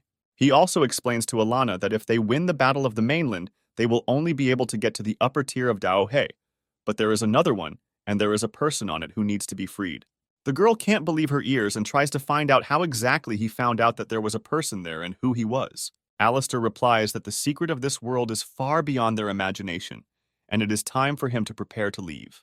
When asked by the head who the main character will take with him on the trip, he replies that he will go there alone because he has an old friend there. He also orders Mrs. Alana to overcome the free line in his absence, because the battle will be extremely dangerous. The next morning, the protagonist is seen off by the Elders on his way to the capital, and he boards a huge flying ship. Finally, he once again expresses the hope that everyone understood his instructions, and upon his return, they will be on a completely different level. Darsha and Elder Luis bow, saying that the Viceroy has nothing to worry about and wish him a good journey. Our main character moves on a flying ship towards the capital, and at one moment flies over the very place from the beginning of his story. He sees a huge magical sphere and 4 stone statues guarding it. He asks him to wait a little because he will soon return and free him. He also notes that in his current state he can use his Dainichi technique. Alistair's body is covered in purple flame because Dainichi uses a rare method of improving the body, contributing to its rapid improvement. The main character remembers that right now he is flying on a wooden ship towards the capital, and the whole ship also suddenly begins to blaze with a violet flame. The protagonist jumps off the ship in the hope that on the way to land, he will be able to stumble upon someone's ship. Flying several thousand meters, he notices a ship on the deck of which there are people discussing something. Landing on the deck of the ship, he calls his name, saying that his ship was wrecked and asks to be taken to the capital. A girl standing next to her with blue hair and an expressive neckline declares that she is the owner of the ship, and the men standing behind the main character want to take away her ship. Alistair points his finger at them and says that he can easily deal with them. At the same time, I notice that this is the girl, his old friend Brittany. She slightly doubts the strength of our protagonist, stating that he just fell from the sky and is unlikely to be able to deal with the robbers. One of the robbers shouts that if the stranger wants to live, he shouldn't poke his nose into someone else's business. Alistair turns in his direction with an arrogant look, asking who exactly is threatening him with violence. The man replies that he is the deputy chairman of the Flying Clouds Trade Union, and everything that happens here is their personal business, after which he asks who our main character is. Alistair again uses the violet flame technique, saying that the dead have no need to know his name. The man's body immediately begins to burn, and he is gradually covered in terrible technology. He falls to his knees and begins to beg for mercy, saying that he will do whatever he is ordered to do, asking him to put out this flame. The main character doesn't even look in his direction. He says that it's too late and only death awaits him. After dealing with all the robbers, the main character picks up the vault rings remaining from their charred bodies. Brittany immediately rushes to thank the stranger who saved her and her ship. In exchange for his help, Alistair asks to give him all the rings of the vault left by the robbers. The girl, of course, does not object, and orders her subordinates to immediately collect and bring the rings to the master. She hands him 2 rings in her hands and once again thanks the stranger for his help. Alistair understands that after he interrupted the time loop, the whole world began to change a little and decides to ask Brittany if she is on her way to the capital to participate in the auction. The girl doesn't understand how he knows her name, but decides not to show it and says that she would love to take part in the auction, but their trade union doesn't have that much money. Their conversation is interrupted by a small, white-haired girl who looks out from behind Brittany and asks the main character to play with her. Brittany immediately turns towards the little girl, calling her Shani and telling her not to pester strangers. The main character turns out to be quite surprised because he did not expect to meet this child here and wants to be in the capital as soon as possible, and also decides not to refuse the little girl. After some time, their ship still finds itself flying over the walls and houses of a huge city. Britain informs Alistair that flights over the capital are prohibited, and since their trade union is small, they will not be able to drop anchor only at the small gate. The main character remembers that in order to pass through the main gate, you need to pass a strength test. But people who are able to withstand the pressure of a height of 5,000 meters can be counted on one hand. At the same moment, his thoughts are interrupted by a huge ship flying over their small ship, moving towards the main gate. Brittany immediately orders everyone to move away because this is the ship of the Thundercloud sect, and if they displease them, then everyone will die. Standing on the deck of the ship, the head of the Thundercloud sect, Ray, orders everyone to stay away from him and not interfere with the test.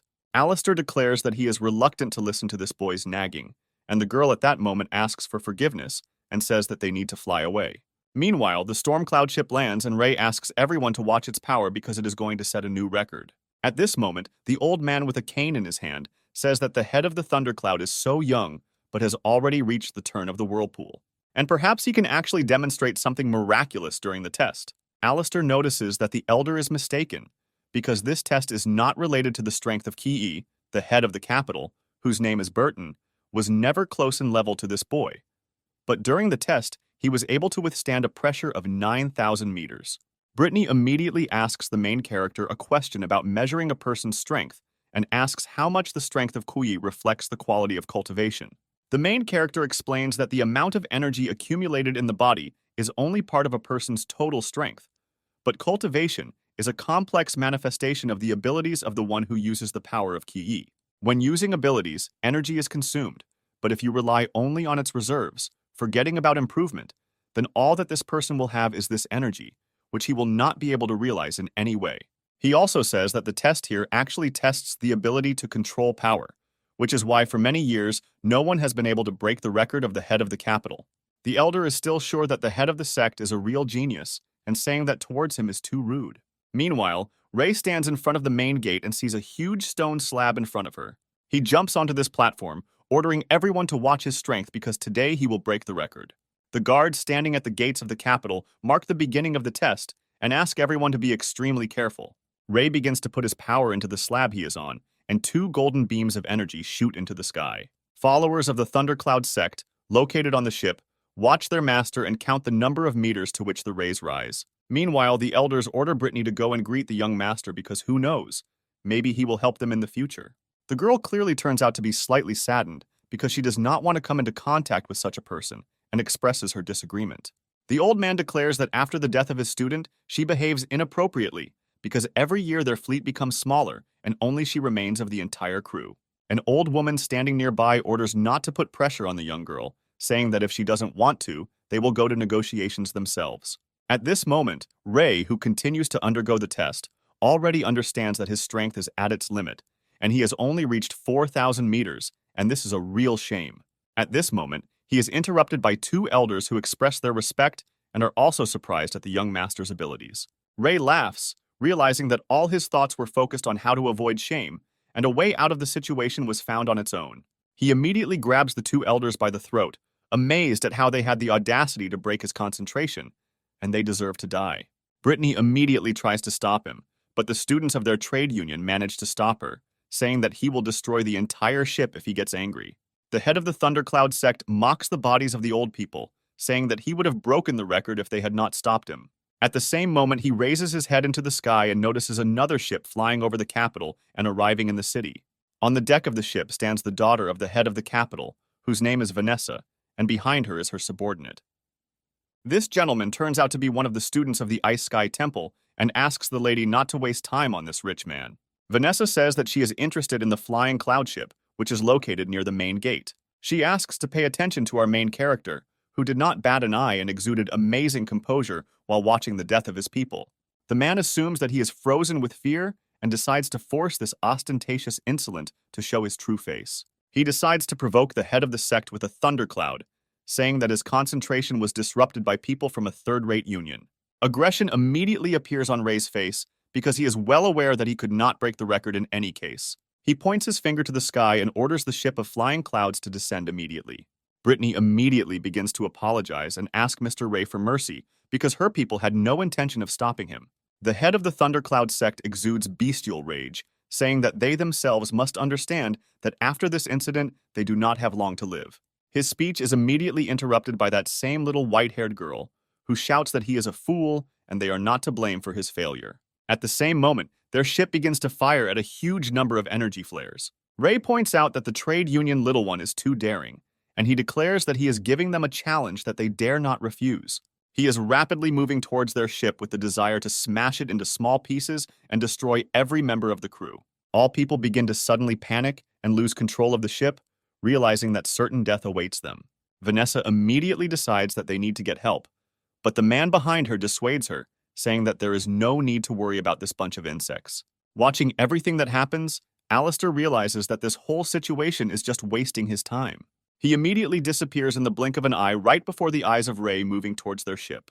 Before he even realizes what happened, the head of the Thundercloud sect receives a powerful kick to the face. Alistair knocks him out with one blow and causes his body to fall towards the main gates of the capital.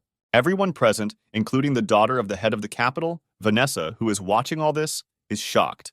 Brittany at this moment understands that she herself, along with her ship and crew, survived death and calmly exhales. Ray's body reaches the ground and crashes into one of the walls of the capital, and the main character takes a place on that very slab to pass the test. The main character looks at the head of the Thundercloud sect with contempt, telling him that he wants to demonstrate something incredibly exciting. He begins to concentrate his power, realizing that the characteristics of his body are unremarkable, and the internal strength in him is not that great, but with the help of spiritual fusion, he can achieve results. At the same second, a huge beam of light rushes into the sky, illuminating the entire capital with its radiance. Watching the members of the Thundercloud sect, they can believe their eyes. One of the students manages to notice that the light pole has already risen 8,000 meters and is about to break the record of the head of the capital. At one point, everyone who watches what is happening falls into even greater shock, realizing that the pillar has crossed the 10,000-meter mark. Alistair realizes that he put on a small show and forced all the people of the capital to pay attention to him, exuding a colossal amount of energy. At this moment, Ray, who is nearby, begins to cough up blood and tries to withstand the pressure that our protagonist exudes. Everyone present asks the gentleman to stop, because the head of the Thundercloud sect simply cannot withstand such an aura and will die, so he needs to be dragged away. One of the elders of the Thundercloud sect also stands up for his master, ordering the main character to stop immediately. Alistair, with an arrogant and imperturbable look, says that it makes no difference to him whether he dies or survives. At this time, inside the capital, one of the elders is informed that someone managed to break the record of the head of their city. The man does not believe his ears and immediately decides to personally go outside and check what is happening, seeing with his own eyes a huge beam of light. He notices that the pillar has reached a height of 20,000 meters and assumes that the descendants of outstanding ancestors have arrived. The elder immediately orders to inform everyone that no one dare touch the person inside the pillar of light. Meanwhile, Alistair stands next to the corpse of the head of the Thundercloud sect and asks him to be removed from here. The elders and sects immediately begin to blame the Flying Cloud Trade Alliance and orders them to prepare for death. The union workers immediately begin to make excuses, saying that this gentleman killed the head and they have nothing to do with it, because he is not one of them. Brittany immediately orders everyone to shut up, because if he had not saved them, they would have been dead a long time ago. Little Shani also takes the side of the main character, saying that she will protect her brother at the cost of her own life. Alistair immediately returns to the ship, patting the little girl on the head and promising that he will be okay. He also addresses all present members of the trade union, declaring that if anyone is against him being here, let them come forward. Meanwhile, the elders of the Thundercloud sect are preparing powerful equipment to destroy the ship on which our main character arrived. Two elders, having prepared a powerful bolt of lightning, move towards the ship, declaring that everyone present will be dead. Vanessa immediately stops them, declaring how dare they start fights on the lands of the capital. The elders realize that the eldest daughter of the head is in front of them and say that their master, who arrived at the auction, has just been killed and they demand an explanation. Vanessa, with a menacing and imperturbable look, asks what will happen if there is no explanation. The elders respond that they will have to learn that a thundercloud is not to be trifled with. At the same moment, one of the oldest of the capital appears, accompanied by guards, saying that they allow themselves too much, after which they bow to the eldest daughter Vanessa and apologize for being late. And the girl replies that along the way, she was thrown by a ship of the icy sky, so she arrived earlier. The girl tells the elder that, in her opinion, the thundercloud does not want to take part in the auction and needs to be escorted from the capital. The elders take the body of their leader and promise that their sect will never forget this, after which Vanessa descends on a lotus flower to our main character and asks to know his name. At the same moment, all the union workers try to explain that they are seeing him for the first time and he is not one of their members. Brittany immediately tries to take responsibility by saying that this person is her friend, and she is ready to take full responsibility. Vanessa decides to clarify and asks again that none of these three people are members of the union. The workers breathe a sigh of relief and continue to insist that this is the first time they have seen these people. At this moment, Brittany's face shows despair because she understands that her years of effort and torment have gone down the drain. After everything she has heard, the daughter of the head of the capital declares that this trio of people will become honorable guests of the capital and rooms will be prepared for them in the guest house. Brittany and little Shani are in complete shock and bewilderment from what is happening, not understanding what is happening. As they leave and move towards the capital, union workers shout after them, asking to take them with them. The girl replies that the trade union has turned its back on her, and from now on she wants nothing to do with flying clouds. Alistair offers to help drive away these traders, but Brittany thanks him for the offer, saying that it is better for them to live and live. After some time, Vanessa accompanies our heroes inside the capital and shows local attractions. At this moment, the man from the Ice Sky sect realizes that his plan has failed, and how dare this stranger come so close to Vanessa. The daughter of the head of the capital is trying to find out once again the name of our main character. Alistair leans close to her ear and orders her to take her time, and also to inform her father that his sworn enemy has arrived. Having given a task to a young girl, he decides to go with Brittany and Shani to the guest temple. The elder offers to provide security to them, but Vanessa replies that if he managed to raise the pillar to 20,000 meters, the security here is powerless. The elder understands the hopelessness of this situation and begins to sweat heavily and pray that nothing will happen. After some time, our heroes find themselves in front of the gates of a huge golden temple located right in the heart of the capital. Walking inside, Alistair asks one of the servants when the auction will start, and in response I receive that it will start in 2 hours. While waiting for the auction to start, our main character decides to rest and lie on the bed, looking at the storage ring, which he was able to take from the head of the Thundercloud sect. His thoughts are interrupted by a knock on the door, and the servant informs him that Vanessa wants to meet him. The girl comes inside and asks the young gentleman to introduce himself again, since he still hasn't learned his name. The main character answers his name in parallel, looking at her beautiful body and realizing that it is not for nothing that she is one of the top 3 most beautiful girls on the continent. When asked by the girl which sect he came from, Alistair replies that she did not have the chance to meet all the masters, and he will be expecting the head of the city tomorrow. Vanessa turns out to be very surprised because she doesn't understand how the main character knew that the head of the city was leaving tomorrow, because only the elders knew about it. The protagonist laughs and is told that he knows much more than she could imagine and asks to leave him alone. The girl is dumbfounded by such impudence because for the first time in her life, a man kicks her out of the room. Vanessa, furious, leaves, leaving the main character alone and looking after her, Alistair realizes that over 100,000 years he has learned well what kind of person she is. When asked by the gentleman from the Ice Sky sect who this stranger is, the daughter of the head of the capital rudely orders not to pester her with stupid questions.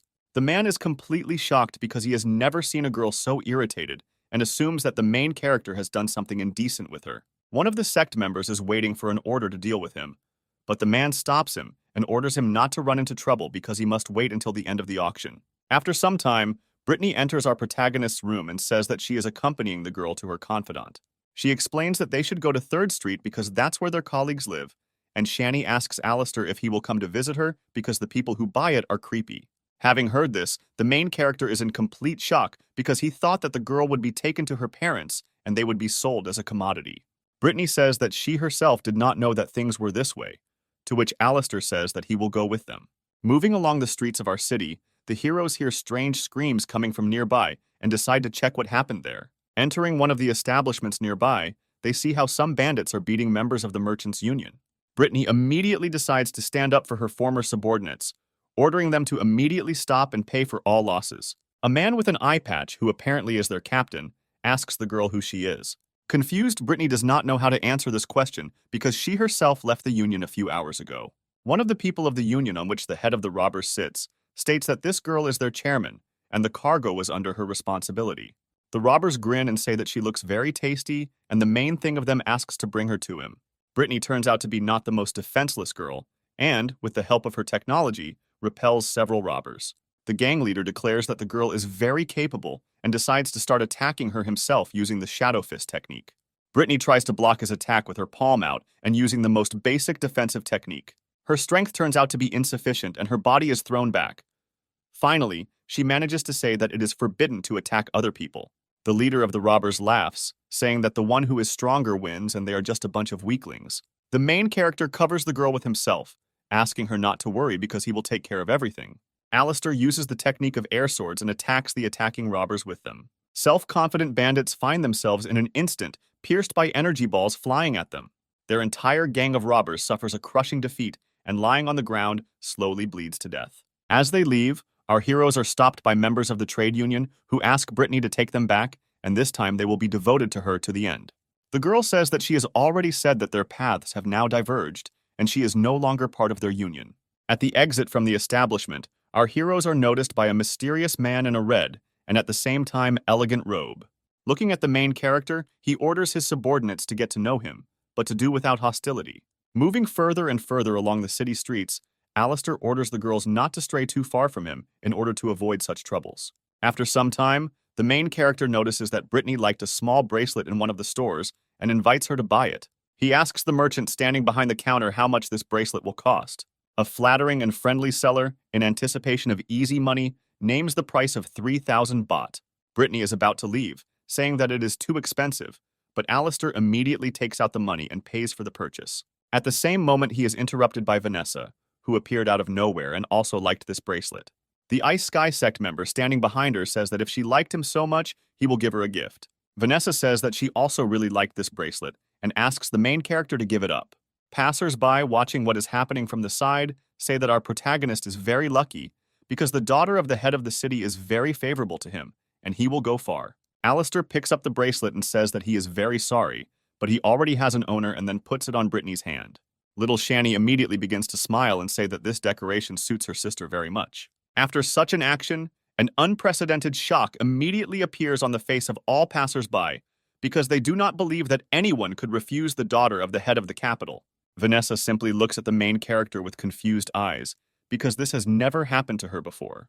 The girl is about to leave, but a member of the Ice Sky sect stands up for her, trying to stop Alistair. The main character states that he paid the advertised price for it, and this bracelet belongs to another girl. The man immediately takes out a huge amount of baht from his vault, intending to make a generous offer. He points his finger at the bracelet and asks to sell it for 100,000 baht right here and now. Brittany understands that this is a very good exchange, but still decides to remain silent, waiting for Alistair's reaction. The main character with a straight face declares that this amount of money will not be enough. Passers-by watching this theatrical performance are once again shocked, realizing that for our protagonist, there are no authorities. The Ice Sky section member continues to up the ante and dumps even more money on the ground. The merchant who sold them this bracelet, standing behind the counter, advises the main character to agree, because this is a huge amount of money. Alistair shrugs, saying that this is still not enough, pretending that he doesn't care what amount his opponent offers. The man begins to get angry and lose his temper, and decides to directly ask at what price he is willing to sell this jewelry. The main character names a price of 100 million, which once again shocks all passers-by observing this situation, because for that kind of money you can buy all the shops in the capital.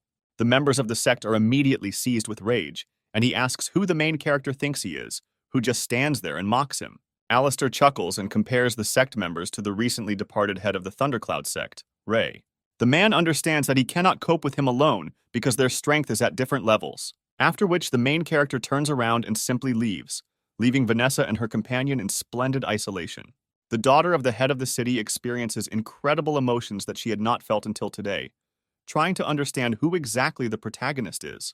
Moving further towards the auction, Brittany asks why the main character refused to sell the bracelet for 1 million baht, to which he receives the answer that it was a gift, and he could not dispose of it.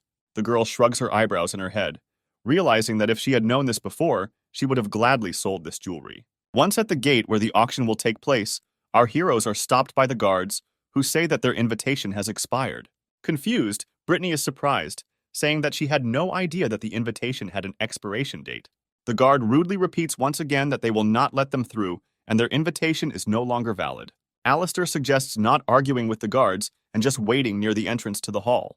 The girl assumes that everything is in order with the invitations, and most likely someone bribed the guards so that they would not let them through. Alistair agrees with her guesses and asks her to guess who exactly might be behind this. Brittany suggests that it could be Tony, the same man from the Ice Sky sect, adding that he has been trying to hit on Vanessa for a long time, and the main character humiliated him. Little Shani asks Alistair if they will be allowed inside, and he, patting her on the head, asks her not to worry, because soon the one who will take them inside will appear. After some time, the same man who saw our heroes being attacked by robbers appears at the gate. Brittany turns out to be a little scared when she asks Alistair if he was really waiting for a man from the pure palace of heaven. The main character, without the slightest shadow of doubt, answers that this is exactly what he was waiting for.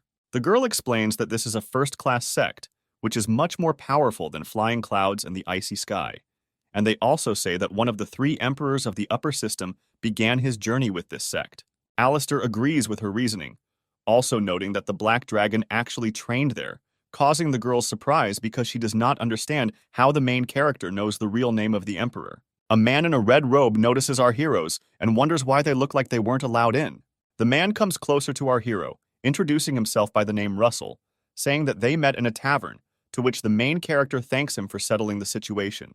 Russell notes that the main character's strength corresponds to the level of the free line, and this is a very good indicator, and also asks whether he will go to the auction. The main character reports that he wanted to be there, but the guards stopped him, saying that his invitation was no longer valid. The guards, watching everything that is happening, understand that it is better not to delay it and accuse Tony, a member of the Ice Sky sect, of sending them to certain death. Deciding not to aggravate the situation, they immediately run up to Russell and ask him for treatment because they didn't know that this stranger was his friend. Russell glances at them, declaring that this is unprecedented impudence, after which the ground begins to crack under him. The guards continue to beg for forgiveness because they did wrong, while an incredible aura and energy emanates from Russell, and he doesn't even move. The man declares that Tony is an incredible liar and a very petty person, and then invites Alistair to follow him to the auction.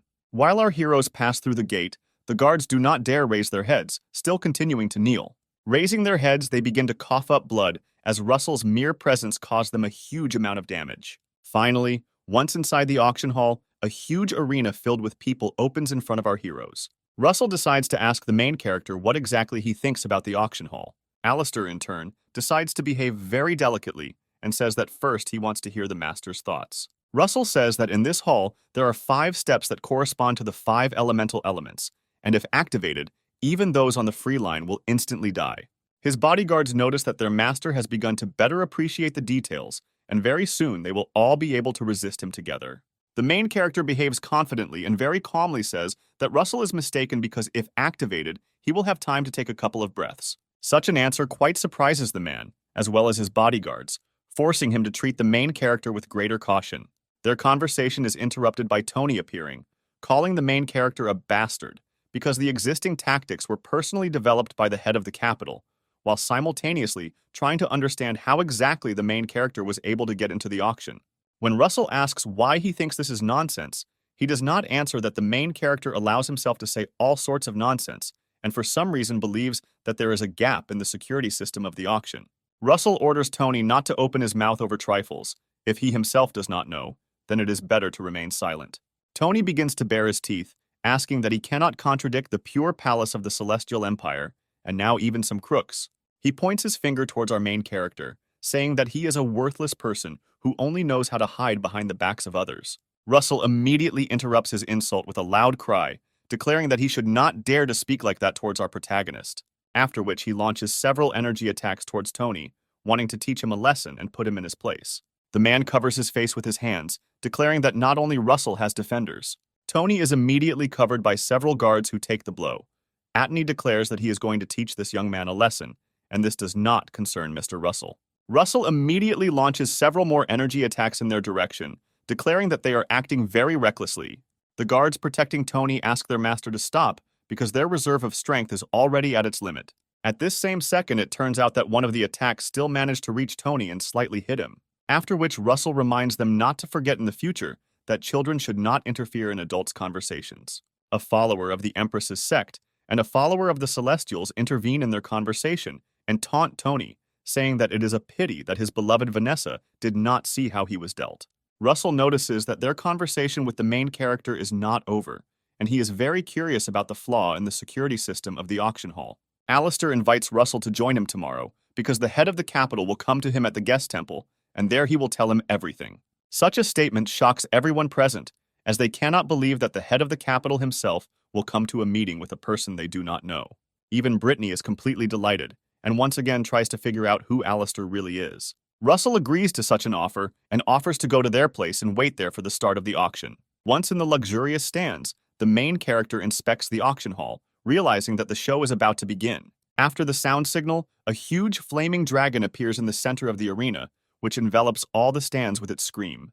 Little Shani grabs the main character by the sleeve, saying that she is a little scared, but the dragon is very beautiful. After this, the daughter of the head of the capital, Vanessa, appears in the center of the arena and declares that everyone present has been waiting for this for a very long time, and the auction will begin soon. All auction participants look with amazement at the main beauty of the capital, Vanessa, admiring her unsurpassed appearance. The girl announces that in the absence of her father, who is also the head of the capital, she will be in charge of holding the auction. The enthusiastic cries of the crowd do not at all object to the fact that she will be the curator of the auction. Ice Sky member Tony immediately orders his guards to finish off the freaks who are screaming at his beloved, and the guards only think that their master is a fool. At the same moment, the golden dragon in the center of the arena opens its mouth, revealing the first lot to all auction participants. Vanessa announces that the first lot of this auction will be a mysterious rare metal plate with a starting price of 100,000 baht. Tony immediately decides to show off in front of Vanessa, offering his price of 500,000 baht. Unexpectedly for all auction participants, someone names the amount of 1.5 million baht. This person turns out to be Brittany, who is trying to understand why Mr. Alistair asked her to raise the price. When the girl asks why he doesn't announce the price himself, the main character explains that his hands hurt and when he orders Brittany to raise the rates. Vanessa, watching her, begins to freak out, realizing that she sees in front of her the very woman who took the bracelet she liked. Tony at this time is trying to understand where our protagonist has so much impudence to try to compete with him in wealth. He raises 2 fingers in the air with a new bid of 2 million baht in an attempt to beat Alistair's bid. The main character tells Brittany not to give up and keep raising the price by asking Russell for advice on the price. The man says that this rare metal plate could well be valued at 3 million. Hearing his suggestion, Brittany immediately raises 3 fingers and places a bet of 3 million baht. Vanessa begins a 3-second countdown, expecting that one of the auction participants will offer a higher price. Without waiting for a higher insert, she announces that the lot in the form of a plate will be sold and gives it to the main character. After which Alistair opens his vault in the form of a ring, and the golden dragon begins to absorb the required amount of money from it. Tony decides to make fun of our main character by saying that he spent 3 million on a piece of metal. Some auction participants huddle together like a pack of jackals and also begin to mock, supporting this statement. Alistair smiles, saying that if some of those present have vision problems, he will help them see the truth. He begins to pour some of his energy into the plate, saying that inside it there is mithril, a very rare metal that fully justifies its price. By splitting the metal, he reveals that there was a first-class spiritual talisman inside. Other auction participants understand that this is a golden helper spirit talisman, and its price on the market is more than 100 million. This fact surprises even Russell, who could not imagine that there would be a talisman inside, and he is also trying to understand how the main character managed to understand that he was inside. Meanwhile, Vanessa presents the second auction lot of a sword, which was cast from heavenly metal during the awakening and lay in the sect of buried balls for 30 years. Having seen the second lot, Russell asks Alistair how much he will value this sword, and the main character says that he is not a great expert on swords and will give him a maximum of 10 million. Wealthy auction participants begin to raise bids in increments of 1 million, gradually increasing the price of the lot. At that very second, they are interrupted by Brittany, who immediately raises the bet to 20 million. Tony immediately interrupts the bet by saying that he will not lose to the main character, and meanwhile his bodyguards ask him to calm down. At the same moment, Brittany raises her hand again, making a new bet of 25 million. The guards and the elder of the city, watching everything that is happening, say that the youth are very frivolous, and our main character is a fool if they openly provoke the Temple of the Ice Sky. The elder says that he conducted an investigation and did not find out exactly how Alistair got to the capital and where he came from, but it is clear to him that he is not a fool. Tony again wants to increase the rate, but his subordinate dissuades his master, saying that this sword is not worth that kind of money, and it is better to give it up. He immediately pushes his bodyguard away, saying that our main character dared to treat him with contempt, and he cannot just leave it like that. After Tony again raises the bet to 27 million, Alistair decides to calm down and give up the sword to him. Other auction participants look at our protagonist with surprise. I understand that he decided not to raise the price, and this looks very strange. Tony takes the sword he received, saying that others should not dare to compete with him, otherwise they risk greatly regretting it. Russell invites the main character to tell the truth, to which Alistair replies that he is not going to do this himself, because it will hit Tony's pride even more. Russell decides to do it himself. He stands up and tells Tony that although the sword is good, it is not worth the money paid. He takes the sword out of its sheath and sees that its blade is incredibly thin and tries to figure out what he bought. Vanessa explains that this is a woman's sword. That's why they made it so thin and light, to which Tony expresses his complaint about what he should do with women's weapons now. All the high-ranking people present begin to laugh and say that the son of the head of the icy sky is a complete fool. At the same time, Vanessa presents the last lot of the auction in the form of an egg of an unknown beast, naming its starting price at 10 million baht. Only after seeing the egg does Russell understand that it was this lot that the capital invited all guests to the auction, and he needs to take a look if there is anything worthwhile in it. The man closes his eyes and begins to concentrate his energy to try to see the contents of the egg. Without thinking twice, everyone present at the auction also tries to scan the contents in order to clearly understand what they are fighting for. At the same second, the elder of the capital puts up a protective barrier, saying that auction participants are prohibited from trying to find out what is inside the egg. Russell, like everyone present, turns out to be very sad about the way things are going and thinks about what to do next. At the same moment, Alistair asks if he managed to find out what is inside the egg, to which Russell replies that his ability was reflected before it was possible to find out. The main character says that he is more than sure that there is something interesting inside the egg, but if he and Russell fight for it, he will not be able to get it.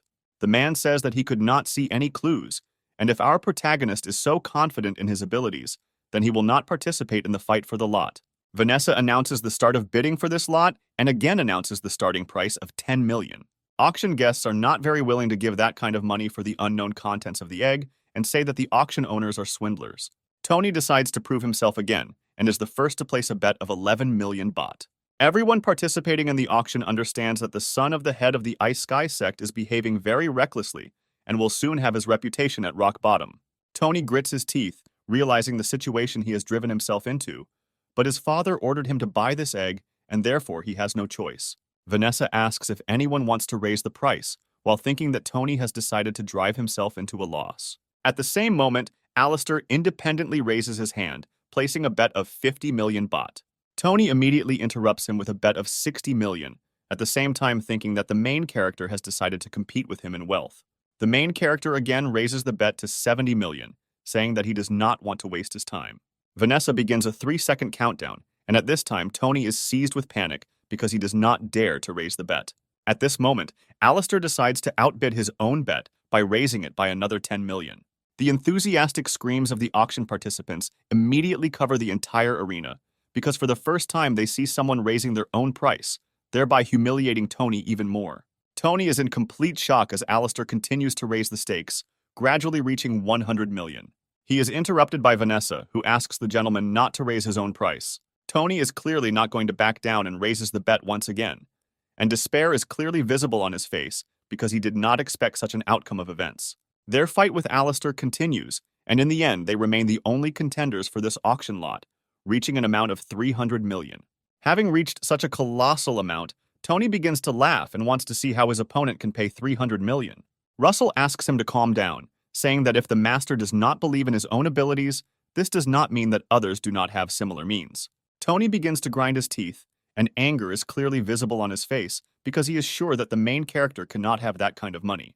All the auction participants present also begin to doubt the solvency of our protagonist, remembering that last time the one who could not pay the amount was killed. Alistair says that since the situation is taking such a turn, he offers a deal that if he can still give 300 million, Tony will also be ready to risk his life. Vanessa adds that if the main character lied, then eternal shame awaits him, and he should think twice before risking his life. The main character asks the girl not to worry, emphasizing that for him, the amount of 300 million is tiny, and begins to give the money. At this moment, even among the guards, a dispute is unfolding about whether Alistair will have enough of the specified amount and whether Tony will ultimately die. Meanwhile, Tony's face begins to slowly change and rage quickly gives way to fear and despair because he understands that Alistair has the entire amount. Being in a stalemate, he orders his two bodyguards to immediately attack and kill the main character. Vanessa manages to notice all this, trying to warn the gentleman, and they say that such behavior is unacceptable during the auction. Russell grins, telling Alistair that he has again predicted his opponent's actions and orders his guards to protect them. They repel attackers without any problems since they are tens of times stronger than them. At this point, the main character has finished paying for the auction lot and says that it is his opponent's turn. The audience begins to discuss whether Alistair will actually be able to take the life of the young master of the Ice Sky Temple. Meanwhile, Tony is in shock. I don't understand how Russell's guards managed to catch it, and did they really foresee everything in advance? His reasoning is immediately interrupted by the main character, who in the blink of an eye appears in front of him, saying that the dead do not need answers. High-ranking participants and representatives of noble families ask Alistair to come to his senses, because with such actions, he is insulting the Temple of the Ice Sky. The main character immediately orders them to shut up if they do not want to go to the next world and draws a line right under their feet, cutting through the stone floor, after which he looks at Tony with a grin and says that every self-respecting man should keep his word. He is immediately seized by a fit of rage, and he holds sharp steel needles in his hands, saying that the main character has a few moments left to live. At the same second, does not attack the main character by launching a shower of steel spikes at him, but Alistair manages to repel them by putting up a protective barrier. He takes one of the steel needles in his hand, saying that attacking without warning is very mean, and he wants to teach him a lesson on how to use the spikes. After these words, with a slight movement of his hand, he sends the steel needle flying with incredible speed, which pierces right through Tony's head. Everyone present and simultaneously watching this confrontation is shocked and cannot believe their eyes. They, including our main character, look at the corpse of the young master of the Ice Sky sect lying on the floor, bleeding. At the same time, without wasting a second, Alistair removes the storage ring from his finger, saying that after so many battles, the sword has returned to him. Tony's bodyguards immediately rush to the attack, wondering how the main character dared to kill their master, and also that the Temple of the Ice Sky will not forget this. The protagonist immediately takes the sword he bought earlier from Tony's ring, saying that he doesn't want to dirty his own hands about them. Having drawn his blade, he makes several powerful and smooth movements, cutting through the air, and with it the guards. Standing in a winning stance and holding that same blade in front of him, he asks all the visitors to the capital present if there are anyone else who wants to argue with him. Vanessa understands that this commotion needs to be ended as soon as possible, says that the auction is declared closed, and asks everyone to leave. At the exit from the auction hall, Russell asks the main character whether he can cope with the Temple of the Ice Sky, because they will most likely cause him a lot of trouble. Meanwhile, the elder of the capital, together with the daughter of the city leader, are discussing how best to resolve the situation and decide to wait until tomorrow. At the same moment, somewhere in the Temple of the Ice Cloud sect, its head and part-time Father Tony orders all troops to go to the capital. Also, the head of the Thundercloud sect and Ray's father orders his troops to also go to the capital and avenge his son's death. In the evening of the same day, the main character looks at the egg he bought at auction, marveling at how it could appear in this world outside the three spheres. He pours a little of his energy into the egg, they say, so that it gets to know its owner before it has time to form and transform. After which he places him in the vault ring, saying that his time has not yet come, but soon he will definitely play his role. Minding my own business, he hears a strange rustling outside the window and immediately realizes that most likely someone is watching him. Without thinking twice, he, using his spiritual energy, decides to attract the one who is hiding outside the window, saying that he should be more careful. Having broken a window frame on her way, a red-haired girl in a ninja costume begins to fly in his direction, clearly not expecting such a turn of events. In flight, the girl manages to regroup and tries to deliver a powerful kick to our hero. These efforts are not enough, and our protagonist, without making much effort, grabs the girl flying towards him and presses her to the wall. I clearly guess who is hiding under the mask. He asks the girl why Vanessa was looking for the company of a man in the dead of night and whether she is afraid of the consequences. A ninja girl, whose appearance very much resembles the daughter of the head of the capital, in her thoughts is trying to understand how he recognized her. Without thinking twice, Alistair rips off her mask, under which Vanessa actually turns out to be, and at the same time, I ask her for what purpose she came to his chambers. The girl explains that she didn't know how strong our main character was, so she became curious about how he would act if he was in trouble. Alistair says that she doesn't need to worry about some two tiny sects because the capital itself will help him deal with them. When asked by Vanessa why on earth should the capital help him, he replies that she herself came to him at night, and it was better for her to leave quickly before she brought on even more problems. The girl, experiencing incredible excitement, asks why he is talking to her like that, because she came of her own free will to help. The main character says that she doesn't care about Tony's death, but doesn't care about his killer, and all this together seems very strange to him. A clearly dissatisfied Vanessa explains that she never liked Tony and was just an arrogant and impudent lout trying to show off his dignity. Alistair presses the girl against the wall, making her blush even more and asking who she liked in this case. And if she doesn't answer this question, then she can leave because there won't be another chance. Vanessa is very embarrassed. They say that the main character treats Brittany well, and because of this her heart breaks, so she thinks that she has fallen in love. Having heard her answer, the main character grabs the girl in his arms and says that in this case, she will stay with him for the night. The girl, not even having time to understand what is happening, does not have time to say a word, and the thought only flashes through her head about whether everything is developing very quickly. He throws the girl onto the bed, towering over her and looking straight into her eyes. At this moment, a slight silence hangs between them, and the atmosphere becomes very romantic. Vanessa continues to look at our main character, afraid to say a word, while her heart begins to beat at an incredible speed, and all she thinks about is how exciting it is to part with what she has kept for more than 20 years. Closing her eyes for a moment, waiting for Alistair to take the first step, she looks to the side and sees how our main character has simply fallen asleep. She is immediately seized by shock, which fades very quickly, and she only thinks about how decent our protagonist is, because she lies so close and he does not allow himself too much. The next morning, Alistair wakes up to the fact that Vanessa will be there and says that it's time to get up because her father will soon arrive in the capital. He says that it's not for nothing that Vanessa is called the first beauty of the capital because she is incredibly charming, causing the girl to blush very much and cover her face with her hands.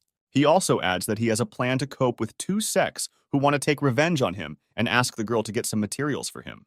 Joyful Vanessa, having received the list of necessary things, immediately goes in search of them, running out of the room and not noticing Brittany standing next to her. The girl is somewhat surprised why the lady left Alistair's room and then informs him that the elders of the two sects are already on their way to the capital. The main character promises to greet them and orders the girl to stay at the hotel and protect Shani because she is an unusual child. After some time, Vanessa, having obtained the necessary materials, together with the elder of the capital, stand waiting for our protagonist. Alistair explains that he asked Vanessa to bring the elder to look at something, and then begins to process the materials using magical energy. The elder immediately tries to protect his mistress, the protagonist, to stop, because even the best craftsmen on the mainland do not undertake to process these materials, and he is at great risk. The main character asks not to worry about anything, while simultaneously controlling a powerful violet flame inside which contains the previously collected materials. The elder can't believe his eyes, wondering how he managed to melt the 7-color metal and heavenly wood so quickly. Looking at everything that is happening, he also says that in the entire capital, you cannot find a second person with such forging skills as our protagonist. A few minutes later, the molten materials merge into an elegant golden armor, and the main character is happy that he managed to create armor for his puppet, which he will call impenetrable armor. The Elder and Vanessa cannot believe their eyes because for ordinary masters, this process takes several months, and in appearance this armor has surpassed the 9th rank. They see the incredible beauty and elegance of the armor, and the main character corrects them, saying that they are mistaken because its quality exceeds the 3rd rank. He also adds that he is aware of the Elder's skills in the art of forging, and if he agrees to one condition, he will grant the capital a method of creating armor. Alistair explains that he wants to ask the Elder to use his innate skill of deduction to determine fate. Vanessa interrupts him, saying that she also has deduction skills and can tell him about fate herself, and there is no need to ask the Elder. The main character says that the Elder has the power to show him not only his fate, but also tell him about the fate of the entire continent. The Elder begins to doubt, realizing that the offer is very profitable and he has difficult work ahead of him, because the mainland is very huge. Alistair decides to allay the Elder's doubts by providing him with a scroll that describes the method of making armor. He immediately accepts the scroll as a sign of gratitude, saying that the main character is a man of honor and he greatly appreciates his nobility. The Elder agrees to the deal, beginning to pour his spiritual energy into special talismans that will help him look into the fate of all things. He concentrates spiritual energy into a huge sphere, saying that time will speed up hundreds of times, and the main character should carefully notice everything that interests him. The main character closes his eyes, and in his thoughts realizes that he is curious to look at only 4 places: the Wang sect, the capital, the pure palace of the heavenly kingdom, and the golden sphere in which the emperor is sealed. After he peers into the emperor's fate, the Elder immediately interrupts the ritual and begins coughing up blood. Alistair helps him move, explaining that he spent too much energy, but in a couple of days he will definitely recover and get back on his feet. While he is providing first aid to the Elder, Russell visits them and says that he heard a noise and decided to check what was happening. The main character explains that he asked the Elder to reveal to him the fate of the mainland, and he lost consciousness after using up a lot of strength. Russell says that he is a very good person, since he thinks not only about his own fate, but about the fate of all people and the continent in particular. Alistair says that his fate is not so great because he is doing this for his own selfish purposes, and even looked at how things are in the pure palace of heaven. At the same moment, their conversation is interrupted by a strange black energy, which begins to take the form of a person and emit a very creepy and disgusting laugh. A few moments later, the head of the capital, Burton, appears in front of them and greets the 2 young heroes. The 3 of them sit down at the same table, and the head of the capital asks Alistair if he knows what kind of trouble he is in, and that he is being hunted by 2 sects. The main character says that this is nothing for him, and also states that he can help Burton overcome the free line. The head of the capital finds himself in incorruptible shock and asks the protagonist how he knows that he cannot overcome the milestone. Alistair says that he has his own methods, and a smart person does not resort to hints to simply answer yes or no.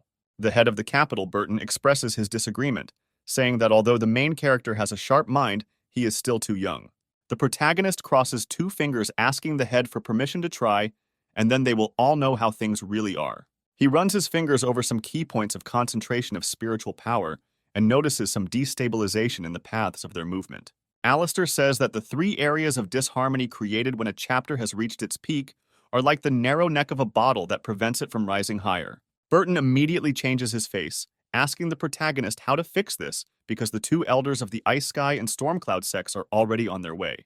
Alistair says that both sect leaders are on the free line and both have the power to kill him, so he wants to borrow the burning desert.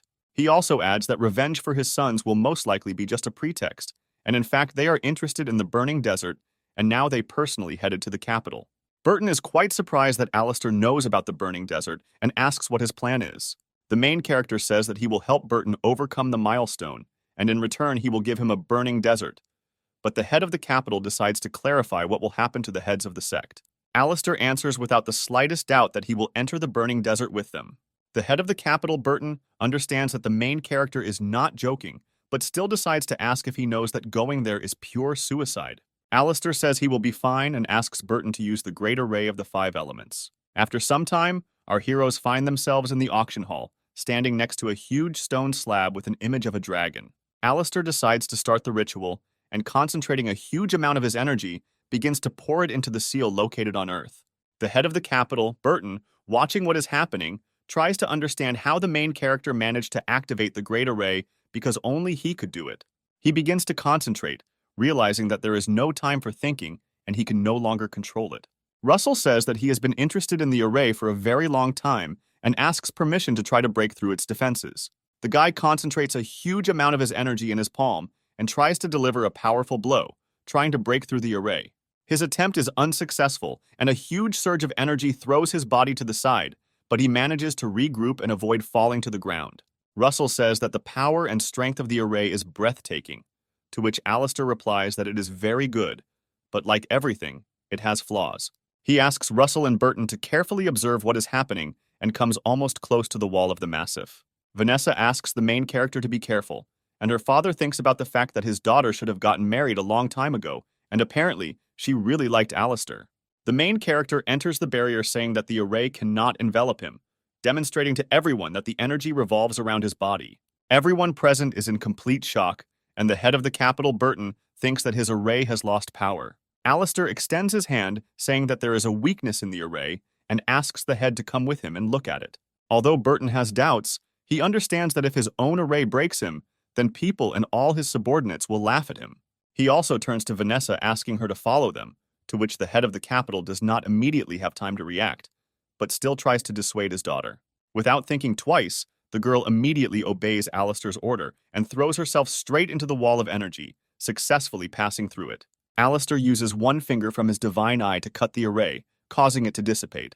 At the same second, a huge purple palm begins to move towards him, emitting an eerie and deadly aura, which at the last moment stops right in front of Alistair's face. Burton says that the main character stole his beloved daughter from him, managed to unravel the array, and also stop the palm of the head, thereby recognizing his power. He asks if the main character can do him a favor and cover up the shortcoming of the array, to which Alistair replies that it can be completely corrected. The head of the capital, with a smile on his face and childish delight, hearing such wonderful news, asks Alistair to do it, saying that he will be immensely grateful to him. Alistair asks Burton not to rush, suggesting that he first wait for the heads of the two sects because he knows that the entrance to the burning desert is located right here. The head begins to laugh, saying that there is nothing in this world that our main character does not know about, and completely agrees with him and decides to wait for the heads of the sects. Finally, Alistair decides to turn to Russell, saying that if misfortune happens to the palace under heaven, he will definitely need to save his life, because he is the future of the palace. Russell hands him a green sign saying that this is the highest order, and if anything happens, let him show him in a clean palace and find him. Alistair accepts the order, saying that the day the Black Dragon will attack will definitely come, and he should be careful. After these words, the race leaves, and our heroes remain waiting for the two heads of sects, who are rushing at full speed to the capital. After some time, the silence is interrupted by two old men who find themselves directly above the heads of our heroes. The head of the Thundercloud sect decides not to stand on ceremony for long conversations, and immediately rushes to attack our main character with his fists. Vanessa tries to warn Alistair, saying that he is improving his fighting physique, and he should be as careful as possible. Our protagonist and the head of the Thundercloud sect collide with their fists, from which a huge amount of energy begins to emanate. After such a crushing blow, the main character's strength is not enough, and although he does not fall to the ground, he bounces several meters back. The head of the Thundercloud sect decides to slow down the pressure on me and continues to put pressure, once again trying to attack Alistair.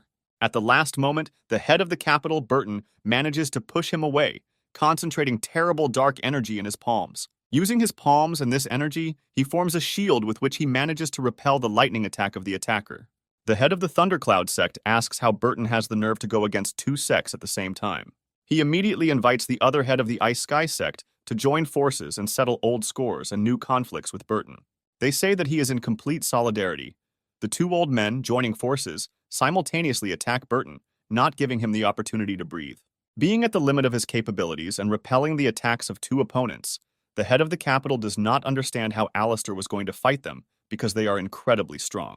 The protagonist decides not to stand aside and help Burton by concentrating his energy on the tip of his finger and releasing a powerful beam of energy. The fast-flying cloud of magic almost reaches the head of the Thundercloud sect, but he manages to dodge at the last moment.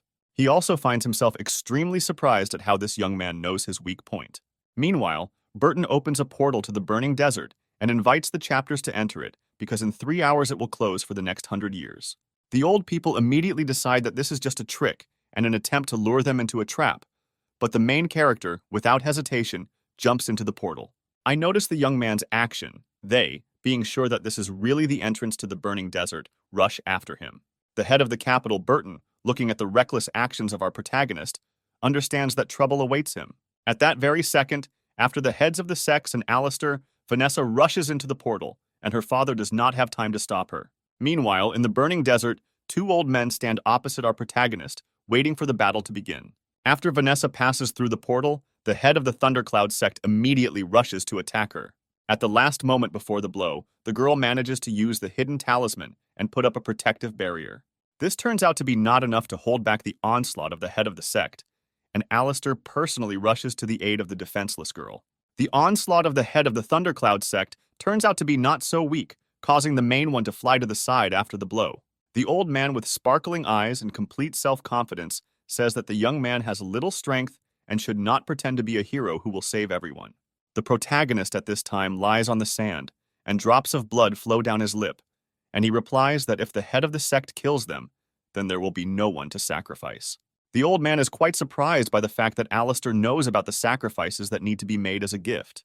The head of the Ice Sky sect suggests that Burton told him about this, and according to rumors, 2 sacrifices are needed to open it. After all, this has been the case since the time of the most cruel 9th Emperor.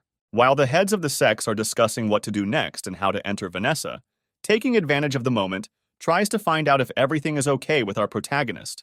He asks the girl to remain silent and pretend as if they are in a difficult situation, because all this time he was simply pretending to be wounded. Alistair tries to provoke the sect leaders and says that if the storm cloud intended to kill him, then the second victim should have been the head of the ice cloud. The head of the thunder cloud who attacked him is indignant, declaring that the young man should not dare to slander him, and his colleague says that he is simply trying to start enmity between them. He also says that the desert will remain open for a short time and they need to first find what they came here for. Also, the head of the Ice Sky sect grins, saying that it was in vain that the girl followed them because, by a fortunate coincidence, she would just become the second victim. Alistair immediately grabs Vanessa's hand and decides to run away from here as quickly as possible, moving in an unknown direction. The 2 sect leaders immediately rush after them, saying that even though this is an endless desert, they still won't be able to hide anywhere. Running away from 2 chapters, Alistair uses his blood to draw a mysterious rune in the air and begins to pour some of his energy into it. After which he directs the rune into the air, starting to increase its size, and orders Vanessa to get out of this place as soon as possible. At the same second, right in front of the faces of the 2 old men, a huge tail of an incomprehensible creature appears from the sand. The heads of the sect are shocked that somewhere in the middle of the desert there is a demonic creature hidden that apparently guards what they are looking for. The head of the Thundercloud sect decides that he is capable of defeating the mysterious beast and decides to enter into battle with it. Watching all this, Vanessa decides to ask the main character if this evil spirit is his trump card, because apparently she will not be able to cope with the 2 elders. After Alistair's words asking the girl to wait a little longer, several more huge tails appear from the ground, forcing the elder of the Icy Sky to also enter into battle. One of the elders still guesses what type of creature these undead are and remembers what he read in one of the books about the 8-tailed Scorpio. Meanwhile, Burton, who is watching what is happening standing outside the portal, says that the ancestors forbade entering the hot desert precisely so that Scorpio would hibernate, and their affairs are very bad. The capital elder asks the head if they can enter the desert and help his daughter, to which Burton replies that 4 people is the maximum for the array. He also adds that at the moment all they can hope for is the main character who can protect himself and his daughter. Meanwhile, the elders' battle continues, and the scorpion shows its full body and head and attacks fiercely. The head of the Thundercloud sect was inflamed with rage, and the spirit of battle said that he was not going to lose to some mindless undead. Fighting with a scorpion. The elder understands that if the price of all this had not been a sacrifice, he would have sent Alistair to the next world a long time ago. Vanessa, meanwhile, asks the main character if Scorpio will be able to see the 2 elders, to which she receives the answer that this must happen. Otherwise, it will be very difficult for them. At the same time, the head of the Thundercloud sect uses the most powerful techniques that he has in his arsenal, and, with the help of a lightning discharge, repels the terrible monster. I notice that our main character and the girl are trying to escape. He orders his friend to grab them because what they came here for is most important. Leaving the scorpion behind, they give chase as the Stormcloud Elder begins to rain down powerful blows on Alistair again. At the same moment, the head of the Ice Sky sect grabs Vanessa, ordering Alistair to surrender immediately. Otherwise, not only he, but also this sweet girl will suffer. The main character replies that it is not in his rules to abandon a fragile lady in trouble and gives the opportunity to the elder of the thundercloud to grab him. The old man uses his sect's secret technique called Thunder Bonds and binds our protagonist. Having grabbed our heroes, both elders move through the burning desert in search of some mysterious place for which they went here. After some time, the head of the Thundercloud sect begins to rejoice as they find that very place in the form of a huge monument towering into the sky. This mysterious monument turns out to be the staff of the Nirvana of Opposites, and it was this that the two elders had been looking for a long time. The head of the Ice Sky sect says that Emperor Qi himself installed it, and finally he had the opportunity to examine the thing left by the greatest. He brings his hand to the staff and feels how it, with an incredible thirst for blood, begins to suck the life energy out of him.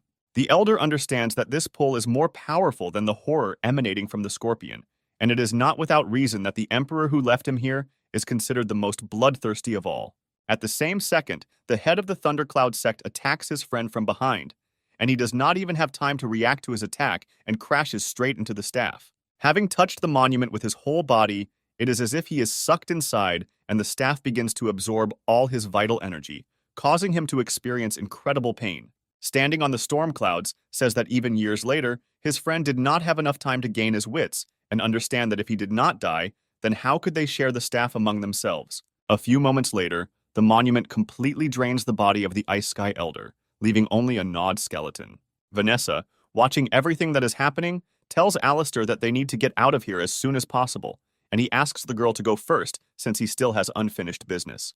The main character, looking at the elder, says that the battle with the scorpion has battered him greatly, and which of the two will emerge victorious is still unknown. The head of the Thundercloud sect charges up his most powerful Thunder Fist and says that even with half the power, he can defeat it. At the same second, Alistair opens his vault ring from which the sword that he took from Tony at the auction begins to appear, as well as the hand that holds it. After which a puppet is shown that our protagonist made while still in the sect, Van, which is armed with the same blade. The elder of the Thundercloud declares that a simple puppet will never be able to compare with him in strength in his life and delivers a powerful blow to its body. To the elder's surprise, his blow does not cause any damage at all, since under his clothes, the puppet is dressed in impenetrable armor, which Alistair also made quite recently. Taking advantage of the old man's confusion, the puppet delivers several powerful and crushing blows with his sword, cutting through the elder's flesh. The head of the Thundercloud sect falls to his knees, starting to bleed and realizing that he is not in the best position. The main character explains that from the very beginning, he pretended to be a weakling so that the head of the Thundercloud sect would betray his friend, and then force him to fight with a puppet whose armor was specially prepared against him. After which Alistair declares that only he will get the staff that the elder so coveted and sends it towards the pedestal with a powerful kick. The staff accepts another sacrifice, but Alistair realizes that he is much more bloodthirsty and wants even more offerings. When the girl asks what is happening, the main character replies that the legend says that the emperor who created him was extremely hot-tempered and practically a monster. Vanessa begins to worry that they will be stuck here and will not be able to do anything to oppose the ancient legend, and the staff will also absorb their bodies as a sacrifice. Alistair asks her not to worry, because what can quench the thirst for the staff is already here, and a second later the huge paws of Scorpio grab it from under the ground. The main character asks the girl to pay attention to the fact that the demonic scorpion has already completely absorbed the ferocity of the staff, and now the staff wants to leave. But the scorpion will not allow this. The protagonist declares that he is not going to give someone what he wants so badly, so he rushes to attack the scorpion, ordering Vanessa not to move and not to come too close. He delivers a powerful blow directly to the monster's head, realizing that he is very exhausted after the battle with two elders, and defeating him will not be difficult. Standing on top of the staff, Alistair asks him to obey and follow him, because he won't give him a second try and will leave him in the clutches of the scorpion. Hearing the approving glow from the main staff, the hero takes out the egg he purchased at the auction, saying that it's time for the one sitting inside to come into the world. At this moment, the head of the capital, Burton, and the elder, standing outside the portal, see how it begins to emit a golden glow and slowly close. The elder of the capital wonders why the head's daughter didn't run away, because the head of the Thundercloud and Icy Sky sect was already dead. Burton explains that the second ban of the burning desert was activated because what hatched from the egg was so terrible that the portal closed itself. The elder remembers that when he woke up, he found a strange message under his pillow that was addressed to the head of the city and gives him a small piece of paper. The note Burton is holding says that Alistair will borrow his daughter and then return her safe and sound. The head of the capital is amazed that this young man managed to plan everything from the very beginning and how such a dashing person can even exist in reality. At this time, the shell of the egg containing the mysterious creature begins to slowly crack and a powerful monkey appears in front of our heroes. Alistair declares that he is now her master and asks to take this staff into her hands because now it belongs to her. The monkey touches the staff with its paw, after which it shrinks under the influence of her force, decreasing in size. At the same moment after the staff passes into the hands of another owner, a protective spirit is activated, which immediately rushes to attack the monkey. After the main character orders to destroy him, the monkey, without the slightest hesitation, using his strength and the power of this demonic weapon, destroys the phantom in an instant. Vanessa manages to notice that from birth, this creature has the level of a free boundary, and its strength is incredibly amazing. Alistair also does not forget to remove their storage rings from the bodies of the deceased elders, saying that what they so craved for decades was given to him. After which the main character orders the monkey to take the hot desert into his staff, which can also serve as a storage facility. At this moment, Vanessa asks how they can get out of here because the portal has closed, to which the main character replies that they can get out using a mysterious dimension and asks the monkey to hit the ground. After the impact, a passage opens between the worlds, which begins to emit a colossal amount of energy, destroying the place in which they are now located. Moving towards the portal, an ominous eye appears on their way, which forces our heroes to stop and return the staff to it. Realizing that their affairs are bad, Alistair takes out a small black cauldron from his pocket, which instantly increases in size. Having managed to hide inside the cauldron, the ominous dark eye emits a powerful beam of cursed energy, which rushes towards our heroes. The cauldron manages to protect Alistair and Vanessa, but the girl still experiences a powerful overload from which her body cannot withstand. Still, they manage to survive, and the cauldron, along with our heroes, falls into the dimension between worlds. When Alistair asks if everything is okay, Vanessa replies that she was a little injured, but if he had not managed to use the boiler, she would probably have died. The protagonist explains that they were attacked by the spirit of the Emperor's patron, and the pot was left here by one of his heirs, and only he is able to retain his energy. He also asks his new servant to throw the staff in any direction and use it as a support to find a way out. The monkey throws it, increasing in size, and since the laws of physics do not work here, they begin to move and slowly fly through space in search of a way out. While they are looking for a way out, the main character offers the girl to heal her wounds and uses several bats combined with magical purple energy. He merges them together and begins to redirect the energy into the girl's body, which gradually begins to restore her spiritual energy, as well as her reserve of strength. Alistair asks the girl not to move and give her body time to return to normal, after which Vanessa begins to meditate in the lotus position. Without wasting time, our main character decides to check what is in the rings of the two elders he defeated, which contain a certain amount of money, as well as something interesting. He discovers a pill inside that allows him to raise the level of the milestone and advance from the cycle to free, and invites Vanessa to take it. The girl says that her father already brought her one, but recommended that she take it without thinking, because if she fails to increase the level of consequences, it will be difficult to imagine. Alistair says that since he is here, he will definitely help the girl and everything will work out. The only question is whether she has the courage to try. Vanessa continues to doubt, remembering her father's words, because if she doesn't succeed, then she can give up on further attempts to develop her strength. The main character already wants to stop insisting, but the girl, gathering her strength into a fist and expressing steadfastness, says that she agrees and asks to help her reach the free line. Alistair agrees and, placing a piece of his energy into the pill, begins the ritual, after which the girl must move to a new level. After completely absorbing the pill, Vanessa finds herself at a loss because she did not believe that she would succeed. Her body begins to exude a huge amount of energy, and she overcomes the free line.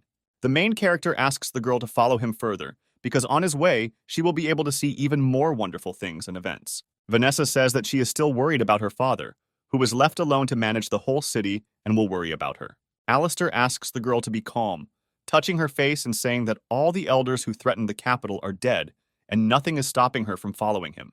He also complements his answer with the fact that the Battle of the Mainland will begin soon, and he has too little time to find good and loyal allies. Meanwhile, moving in the space between worlds, they notice a passage into their world and decide not to miss the opportunity to get out.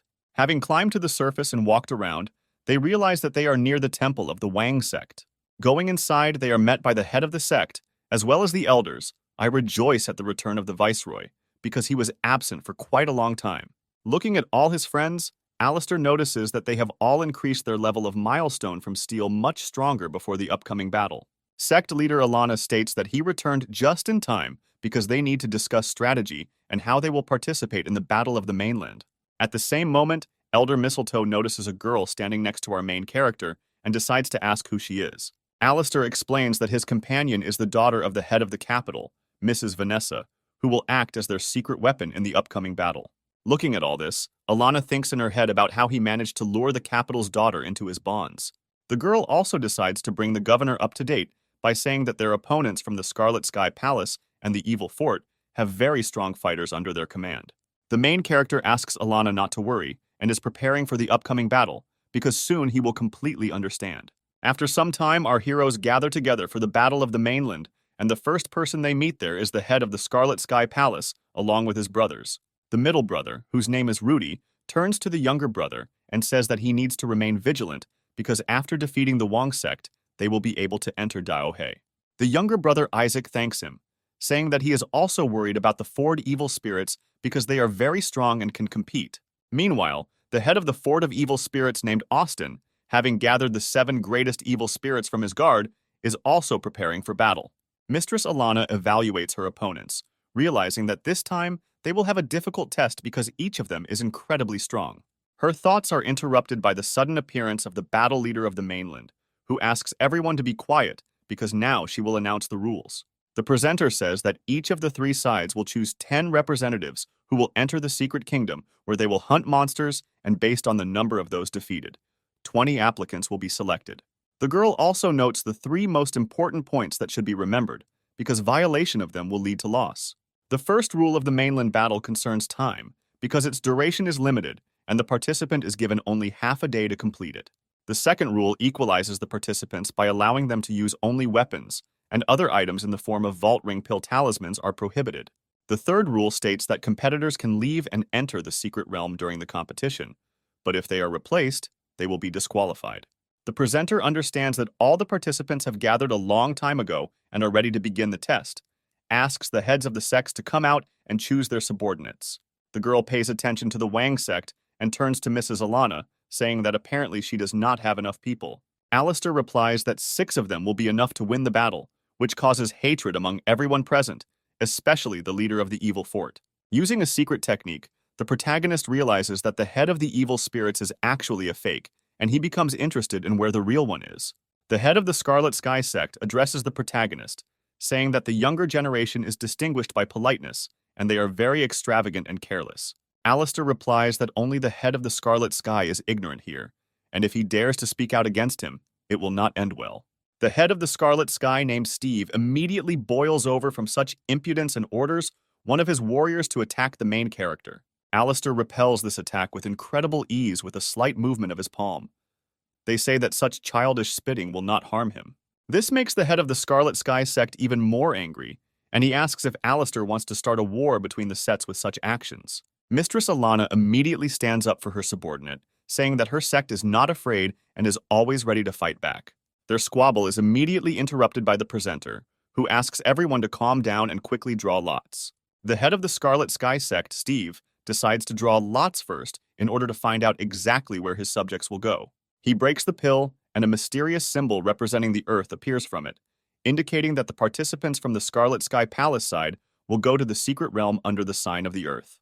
The remaining sect heads also draw lots, and it turns out that the evil fort will go to the secret realm under the sign of the sky, and the Wang sect will go under the sign of fire. Having determined their roles in this competition, our heroes go to the secret kingdom in order to win the Battle of the Mainland.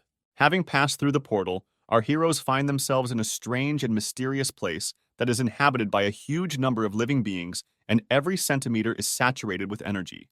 Suddenly, the swordswoman Darsha is attacked from behind by a strange magical creature with red eyes blazing with hatred. Alistair manages to push her away, saying that he will now teach everyone present how to fight such monsters. Our main character dodges the swift attack of the enraged beast and begins to concentrate energy in his fingers for a counterattack. He imitates the movements of the blade with his palm, and in one movement cuts the vital arteries on the monster's body. Alistair stands next to the lifeless body of the monster with his whole appearance personifying invincibility and self-confidence. All the elders present are amazed at how strong the governor is because he was able to finish off the monster with just one blow. The main character explains that all the monsters in the Secret Kingdom were transformed due to the influence of Daohei, but in fact their appearance does not reflect their strength at all. He also takes a crystal from the body of the defeated monster and explains that they can be used to strengthen combat power. After such a fiery speech, our heroes begin to clear the dungeon, destroying the monsters they encounter along the way. In these short battles, the main character notices how much the power of all the elders, as well as the head of the Wang sect, has increased. Realizing that they can cope without him, Alistair informs Alana that he will leave further hunting for them, and he will have to leave for a while. In the form of her interest in where exactly he is going, the main character explains that their opponents in the form of the Scarlet Sky Palace and the Evil Fort are clearly up to something, and he wants to find out what exactly. The main character calls on a magic staff, and with its help, flies across the sky on reconnaissance in the company of Vanessa as he senses strange vibrations in the air. After some time, they notice a fleet of ships that clearly should not be here during the battle. Alistair decides to sneak onto the ship unnoticed, but as soon as he secretly finds himself on the deck, he stumbles upon a strangely dressed man and woman. The strangers, immediately frightened by the presence of strangers on their ship, do not have time to say a word before our protagonist knocks them out with a light blow to the head. When Vanessa asks why he did this, he replies that they need a disguise, as well as the absence of unnecessary witnesses, so the bodies need to be hidden somewhere and their clothes taken away. After the girl has changed her clothes, he compliments her, emphasizing that she has a wonderful figure, and Vanessa asks him to behave more decently and not waste time.